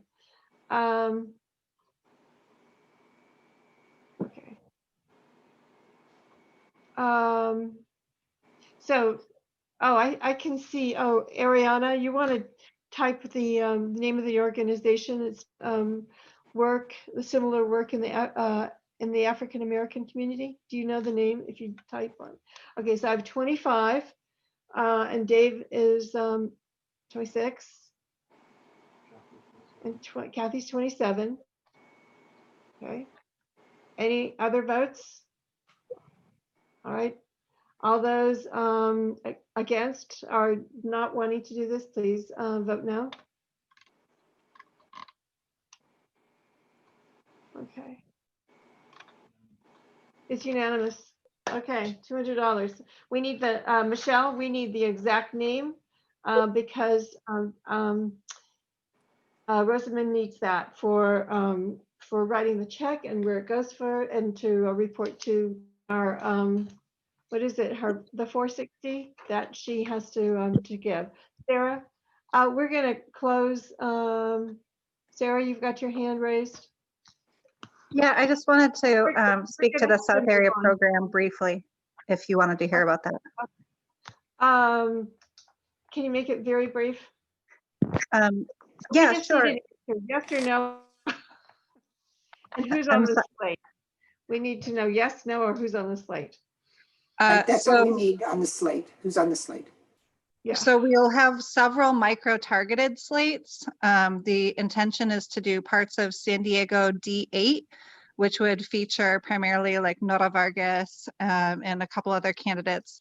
We're targeting Chula Vista, so that would include Andrea Cardenas, Kate Bishop, and Lucy Ugarte. So Chula Vista will also have, you know, several down ballots. Imperial Beach. Could you give us the specific people? We need to have specific names. Sure. Okay. I was trying to be quick. So Chula Vista, Nora Vargas, and for all of these that are in 8080, Lorena Gonzalez would likely be listed as well. Guadalupe Gonzalez, Roberto Alcantar, Nick Segura, Lucia Garte, Kate Bishop, Mitch Thompson, Jose Lopez, and Tim Nader. And I think that's it for Chula Vista. For Imperial Beach, it would be Mark West, Guadalupe Gonzalez, Roberto Alcantar, yes on measures I and X, and Tim Nader, and Matthew Leba Gonzalez. National City would be Marcus Bush, Jose Rodriguez, Luz Molina, Guadalupe Gonzalez, Roberto Alcantar. Again, all of this would also have Nora Vargas, Adrian Arancibia, Michelle Gates, and Rosina Lizarraga, and Tim Nader. San Diego District 8 would be Nora Vargas, Todd Gloria, Mara Elliott, Guadalupe Gonzalez, Roberto Alcantar, Nick Segura, Antonio Martinez, Alan Balayut, Mitch Thompson, and Tim Nader. And a couple of those are not yet confirmed, but those are our endorsed candidates that are in those areas and would likely be included with the more prominent races featured. What about Luana? Is she? She was not endorsed by the party, so these are only party endorsed candidates that we What can about, include. did you list Marcus Bush and Jose Rodriguez? Yes, for the Yeah, National City Program, they would be prominently featured. All right, as- well, there's a whole list of people that you did name that we didn't even attempt to endorse. Right. So So I any can't- contributions that go to the party, we can't legally do like explicitly directed giving, but any funds would be like collectively applied to one or more of these programs. Okay, Gary Gardner. Okay.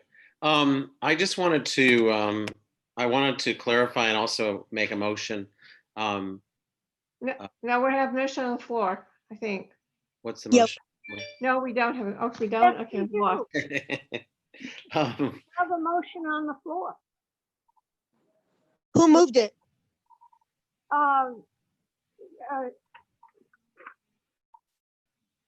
No one. No one. Kate wasn't able to make the motion, is that it? Because she No. initiated it. Kate was just giving information. She did not make a motion. Right. Correct. Okay, so I would like to make a motion. I did research because I know that we have to, the club can only give to certain candidates or campaigns. Certain ones can't accept PAC money, as was stated earlier. But I did check, and our beloved candidate who is outstanding and was endorsed and really needs the help to get over the finish line, Kate Bishop, her campaign can accept a contribution from the San Diego County Women's Democratic Club. So I would make a motion that the club contribute $500 to Kate Bishop and her campaign for school board. When I talked to Ryan about that, he said that we could not. Well, I've spoken to Kate's campaign, and there's no PAC contribution limitation prohibition. She can accept money from the club. Until we get that settled, until we're absolutely sure about that, I've spoken to Kate herself and her campaign, and so I think Right, I understand that, but we have state reporting. We have to make absolutely sure, Barry, that the executive board, if that's correct, the executive board can make we can, if we agree among ourselves, we can vote to do that for $499 up to have that discretion as an executive. So let's oh, I've lost the internet. I move we table this. I second that we table this, yes. Okay. Postpone it is what we want to say, I think. Okay, Kelly, last thing, because I I'm just have one need to close very out the small meeting. point to make with regard to funding the South area. If you want to identify an area that is horrendously affected by police corruption and lack of police accountability, it is, the South area really is right up there. I know there are problems in other places, but consistent with the topic tonight, might be good to donate to the South area caucus of the Democratic. Okay. Thank you. I think, Kelly, I think we've decided to table this until we get more information. I thought we were Doug? tabling Kate Bishop. Oh, shut up. Oh, somebody needs to be muted. I'm sorry. I apologize. Who was that? You called on me. Okay. I'm concerned about postponing it because we're going to postpone it until the October meeting, which would be really close to the election. So maybe if the intent is to give money directly to Kate's campaign, maybe we can have a motion that to allow the treasurer to do that, provided that we are legally able to give money directly to our campaign. So if I could amend that motion to make it that the club contribute up to contributed $499 to Kate Bishop for Chula Vista School Board, pending making sure that that is allowed through the proper campaign finance laws. Susan, I'm the would maker of the second. motion to end discussion. With all due respect, Rosamond's researched this pretty thoroughly, and we've been trying to give Kate Bishop's campaign $500 and have been told we cannot. But I don't understand why. Why not? What is Okay, so I'm sorry. We have, there is here that this is the women's club. And Rosamond has done the research and Kathy is 100% correct. You're just gonna have to trust women, Gary, gonna do the right thing. If we can, In we addition, will. the executive board is able to do a donation Directly. if we get the proper go ahead before the next meeting, if possible. So I think the motion was, if I'm correct, the motion was to allow the treasurer to make a donation up to $499. Is that correct? If this is to Kate Bishop's campaign, if we can. That's correct. And I would second that All right. motion. All right. Thank you, Doug. Is there any further discussion on this? I see all kinds of hands raised. Kelly, Brenda, is it directly related to this motion? Yeah, I was just gonna just say the same thing, that I had done research. I did work, well, volunteering in the same type of campaigns, and it is, you're able to do that. So I would just wanted to actually second Gary's motion. Okay, all right, okay, all right. Thank you, Brenda. All right, so no further discussion. I'm going to call the vote. All those in favor of donating, let me see if I remember the exact amount now. Was it $200 or $199 to Kate Bishop's?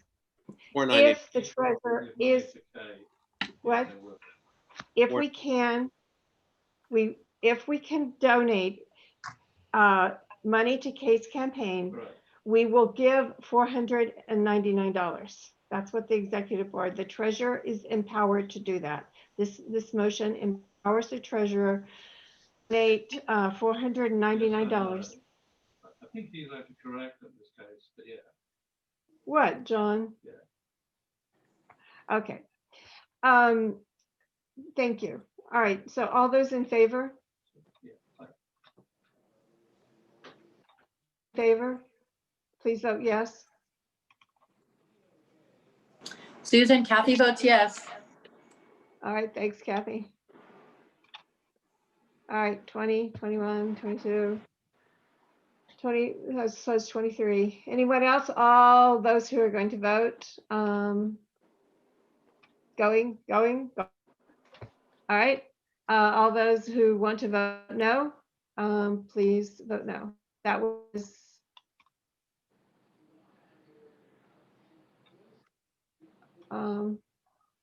I see no no's. So it passed. All right, everyone. I'm going to call our giving spree away. I'm gonna call it for the night. We were gonna no new electric car we're auctioning next. Kidding. No, absolutely nothing. So we do have some others. We lost Dr. Miller. Becca was on KPBS today. I'm back. Oh, you are? Okay, I can give you, Becca, okay, let me introduce, she's our vice president. She is a meteorologist. And she, at UCS, she is a professor. And she is constantly in the news. And she was on KPBS today. Becca, you've got 5 minutes. Okay.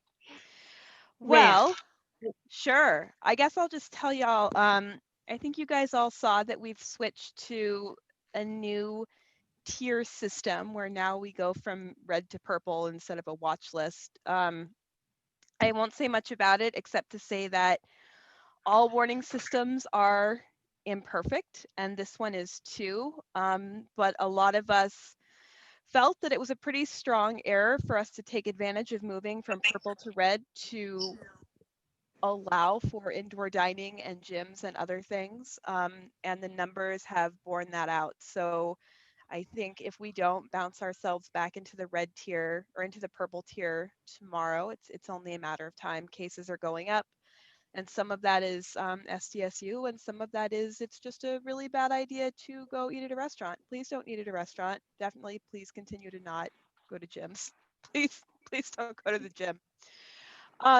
So the thing is, though, while we know that the vast majority of people do see the science and understand the logic behind shelter in place, the folks who don't are being really, really loud, and they're starting to sway the media and the folks who shape the narrative. And they're very much led by Jim Desmond and Kristen Gaspar, who are just pretty far gone into some anti-vaxxer and conspiracy anti-science situations.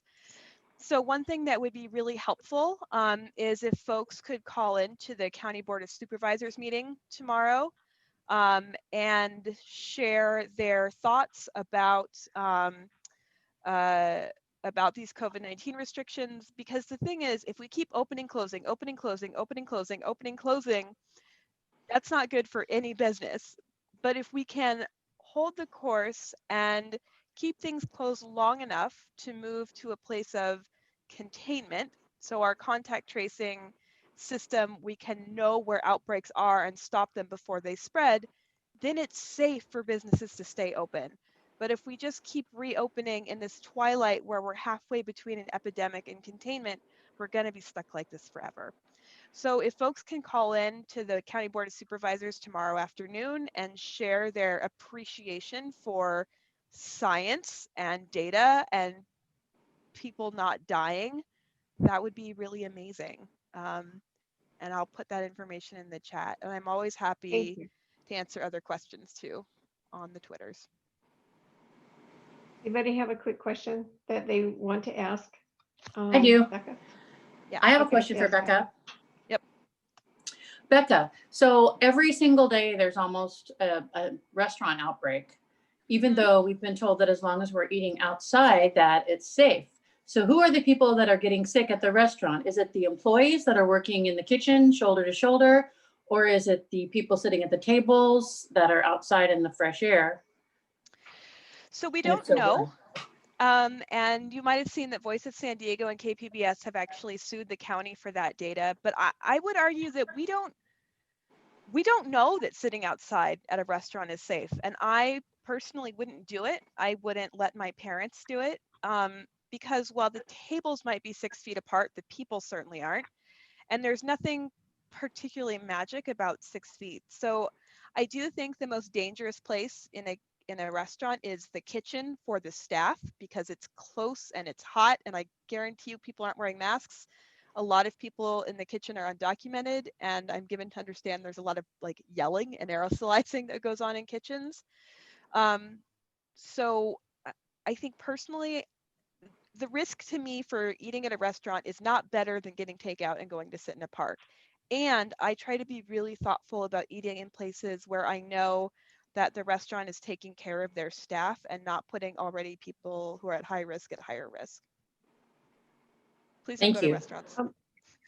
Becca, what time meeting tomorrow that we're supposed to be calling?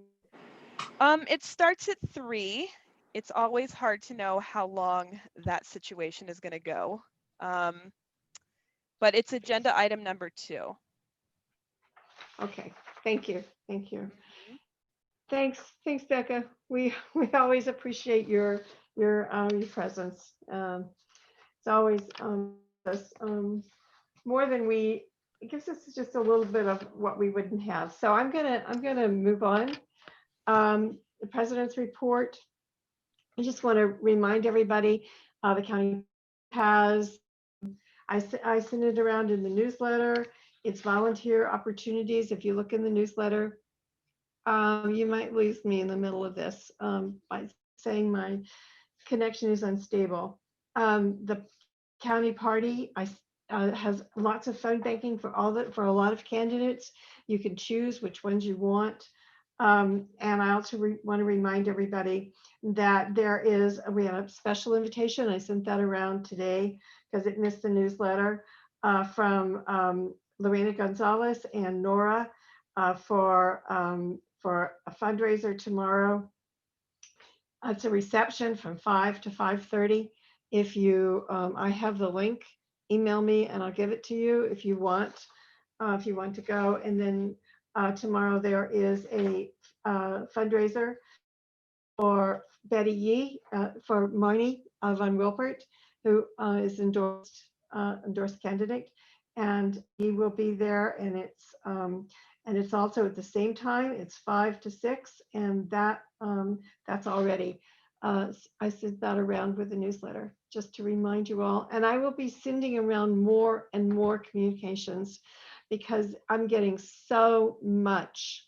And I can't leave it if it is timely. So I have a little cha-cha girl. So when you see her, you know it's the Women's Club. And I just hope that, that we don't give you too much. I would like to ask now, is there any new business that anyone wants to put on the table? Wants to bring up? Susan, you forgot to mention the signs. The yard signs that we have. Oh, Rosamond, you forgot to mention. Oh, we have something very special. Okay, best for last. Okay, can we, Rosamond, do you have one? We can highlight you and you can show? I can go get one if you want to talk about something else. It's right here. I just have to walk out the door and get it. Okay, run. Okay, we're gonna. Where is she? Where's Rosamond? This is good, you guys. This is a surprise. We just got a call over the weekend. Really surprised. The person hadn't called us back after multiple times, and then all of a sudden it happened. Rosamond. Okay, so I will talk about them since Rosamond is taking. We have Biden signs, Harris signs. And club members get first dibs. John will put a link in the chat. I think that your internet, you lost totally. Okay. So we're having internet problems. Really sorry, everyone. Club members will get first dibs. We ask that you limit it to 2. We will have, I will have some signs in Point Loma, but they'll mostly for club members because we paid $6.99 or something like that for them. So we just said round it off to $7. So we'll have a link. We want to make this cashless. No touching, no, just she's got an open driveway in La Mesa, and I will have an open place for if you need to pick it up in Point Loma. But I have a small granny flat, so John will actually maybe tomorrow we can send out a link if John can't bring it up because I'm going to. I'm going to put my phone number here. All right, so it's in the dot. Where's Rosamond? I'm going to put my phone number here in the chat so that you can call me. Which is easier is to text me and tell me if you want to sign. Okay, wait a minute, Rosamond. Okay, where are you? Okay. Okay, show us the sign. Biden Harris. Yay. Okay, $7.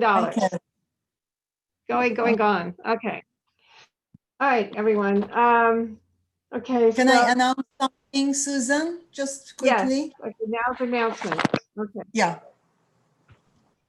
Hi again, everybody. Widad Shlota from the American Arab Anti-Discrimination Committee and also an ACLU board member.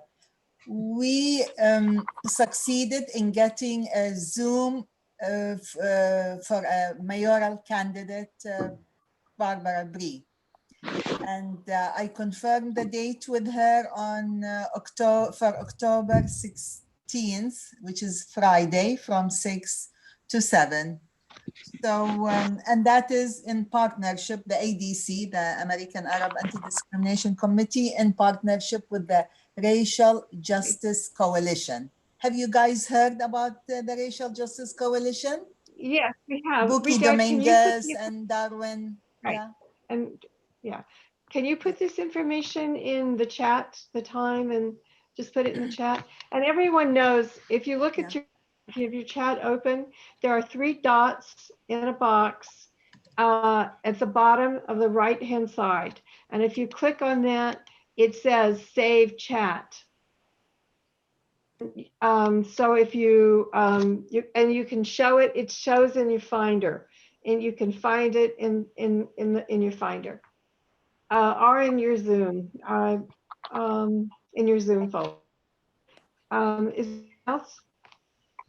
Anyone else have an announcement? I have an announcement. Go ahead. Okay. Genevieve. Announcement is that the East County Caucus is going to have an auction. It's going to be the end of September into October. We're going to have some fantastic gifts to auction off. Soon I'll put a link in our Facebook site. And it's going to be to help candidates in the East Side. Thank you. That's it. Thank you. All right. Anyone else? All right. Susan, hold on one second. This is I Genevieve. have wanna do an an announcement. Yeah, go ahead. Okay, really quickly, I'm putting the link for registration into the chat. Council member Montgomery Stepp and myself have been doing a community voter education forum since 2016, where we talk about what we call the hot button issues that will appear on our November ballots by way of measures and propositions. We're doing another one this year on October 1st. It will be virtual. What happens is that both sides come and present the pros and the cons for each prop or measure. And it's just about educating voters. So we're not telling you how to vote. We're just giving you the facts. So we would love for you all to come out. We have room for 500 people. So register and get in the Zoom room. What time? Do you have the link for that? Could you send me that? Oh, I see it. Okay, I've saved my chat. Okay, Yes. so I can. Sounds like I'm going to have a massive. Well, it'll go out in Kathy will have all of this. Out Kathy's minutes. And it's 6 o'clock. Can you say? Thank you. Okay. Okay, so Dad, you want to lower your hand, and Michelle. So very quickly. No. I had my hand up for an announcement. 2 quick things. Okay. One is California Alliance of Retired Americans has a free Zoom. We normally have a convention at this time of year. Just go on the California Alliance of Retired Americans. Tony Atkins, there's 3 keynote speakers. Tony Atkins, Lorena Gonzalez, and Nathan Fletcher. And then we will be having a congressional forum, I guess, for lack of a better word. And the other thing is census. If you have older people around you, there are a lot of seniors that have not filled out their census this time around, since the majority of it is being done on the internet. And they're definitely having challenges with it. So please just think about other people that might not have gotten their census done. They think that because they couldn't find the postcard, they can't do it. Just go to 2020, count me 2020 .org. Sorry. Okay. That's all. All right. Thank you. And it auto-corrected it says dvote, but sdvote.com information. If you want to change your registration, you want to check on it. You want to do, you want information about when your ballot's going to come. Please count me 2020. Okay, thank you. Thank you, Rob. Luana? Do you have an announcement, Luana? Can you hear me now? Yes. So I'm still here. Thank you. Let you This weekend we're planning to do some phone banking, and October 3rd, because so many of the people we talk to are super confused by all of the different initiatives and propositions. We're going to host the first of 2 ballot parties, where we invite people who want to come and share their perspective on propositions, and we can have some dialogue. Some of it, there are a lot of people who are saying they don't like to vote because it's too confusing. So we want to do what we can to make it easy right before they get their ballots. And it's October 3rd at 11. Do you want to put that information in the chat, please? Do. Okay. And Judith Walters? I'm Judith Walters. Thank you for allowing me to make the announcement. With the California Democratic Party, I'm a delegate. And the reason I'm asking people to donate is I was appointed by the chair of the party to be a trail raiser.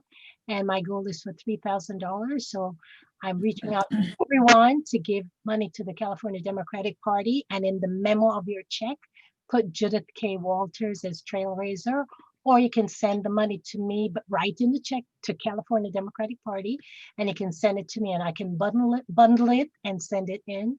And it's to Judith K. Walters, PO Box 1474. Can you put that in chat, Okay. Judith, please? It's in there already. I did that. But I was it's following up to make sure everyone gets the information so they know. Okay. And that money is going towards electing Democrats. Okay. All right.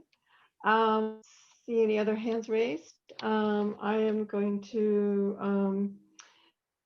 if there's no other announcements, or any other, just any other candidates who are still here, Rob, that want to take a minute or to give us updates? Yeah, just Rob, real quick. Tiffany. Oh, I'm sorry. I thought you had called on Go me. ahead. Sorry, Susan. No, Oh, no, I just have. real quick. We're having every Friday, we've been doing another way to really reach out to voters. We're having town halls, and we'll be talking about senior issues this Friday at 6 o'clock. You can just go to the website, robhoward4mayor.com. And then on Saturday, we'll be doing lit drops in the community. Actually, we're working with Katie Melendez because we're trying to get people working together, because that's what it's going to need in North County.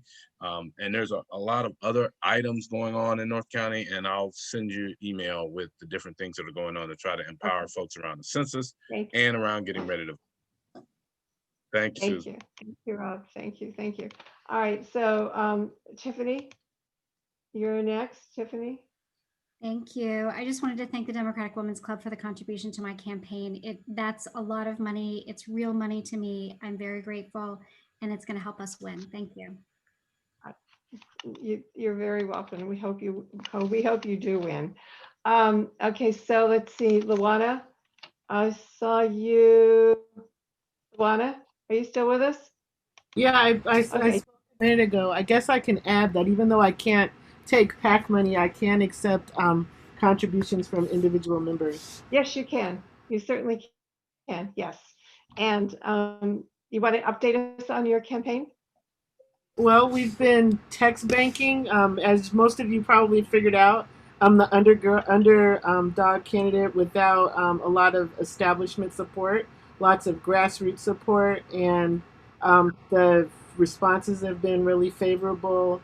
We've had like maybe a 4% opt-out rate with text banking, and a lot of it's converted into donations or volunteers, and really been out there. I just did a panel with Dr. Luke Wood and Dr. Malik Bull that was hosted by Sarah Jacob, where we talked about disrupting the school to prison pipeline, and that's the kind of work that we want to see happen. I think that right now we're in a moment where education can experience some serious transformational change because of all of the current disruption if we have the right leadership in place.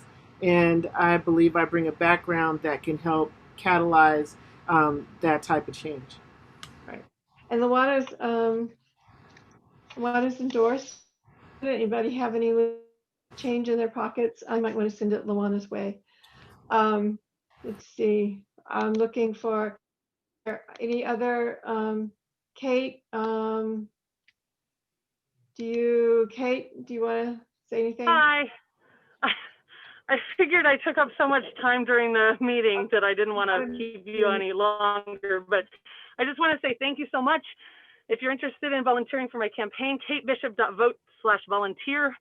But thank you so much for your donation tonight. It means the world to me to have this club behind.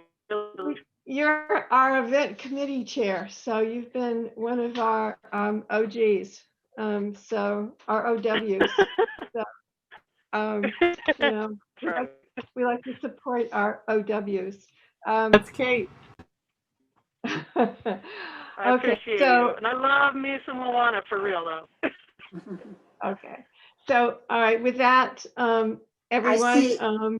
I see Sam. I'm sorry. I see Sam here. Oh, Sam, are you here? Sam? I am, but I know how tired everyone is. So I don't want to belabor this. I also would love to thank the club for a very generous donation, which was like a life raft in Santee, believe me. And I also just briefly wanted to mention, I don't know how many people can afford it or would want it, but a couple Central Committee meetings ago, Ryan Hurd alluded to a program through Central Committee that's being set up by the staff. It's a virtual professional call center. It's actually being run by Tom Wong at UCSD. They're going to be using students to make the calls. It's not incredibly cheap, but if you are living in a vote bank drought area like, or a phone bank drought area like I am in Santee, it may be a solution to some of your problems. And so I would highly recommend calling Ryan Hurd and asking about it. But thank you, everyone, and I hope you have a wonderful evening. So also one of our OWs. She was on our original endorsement committee.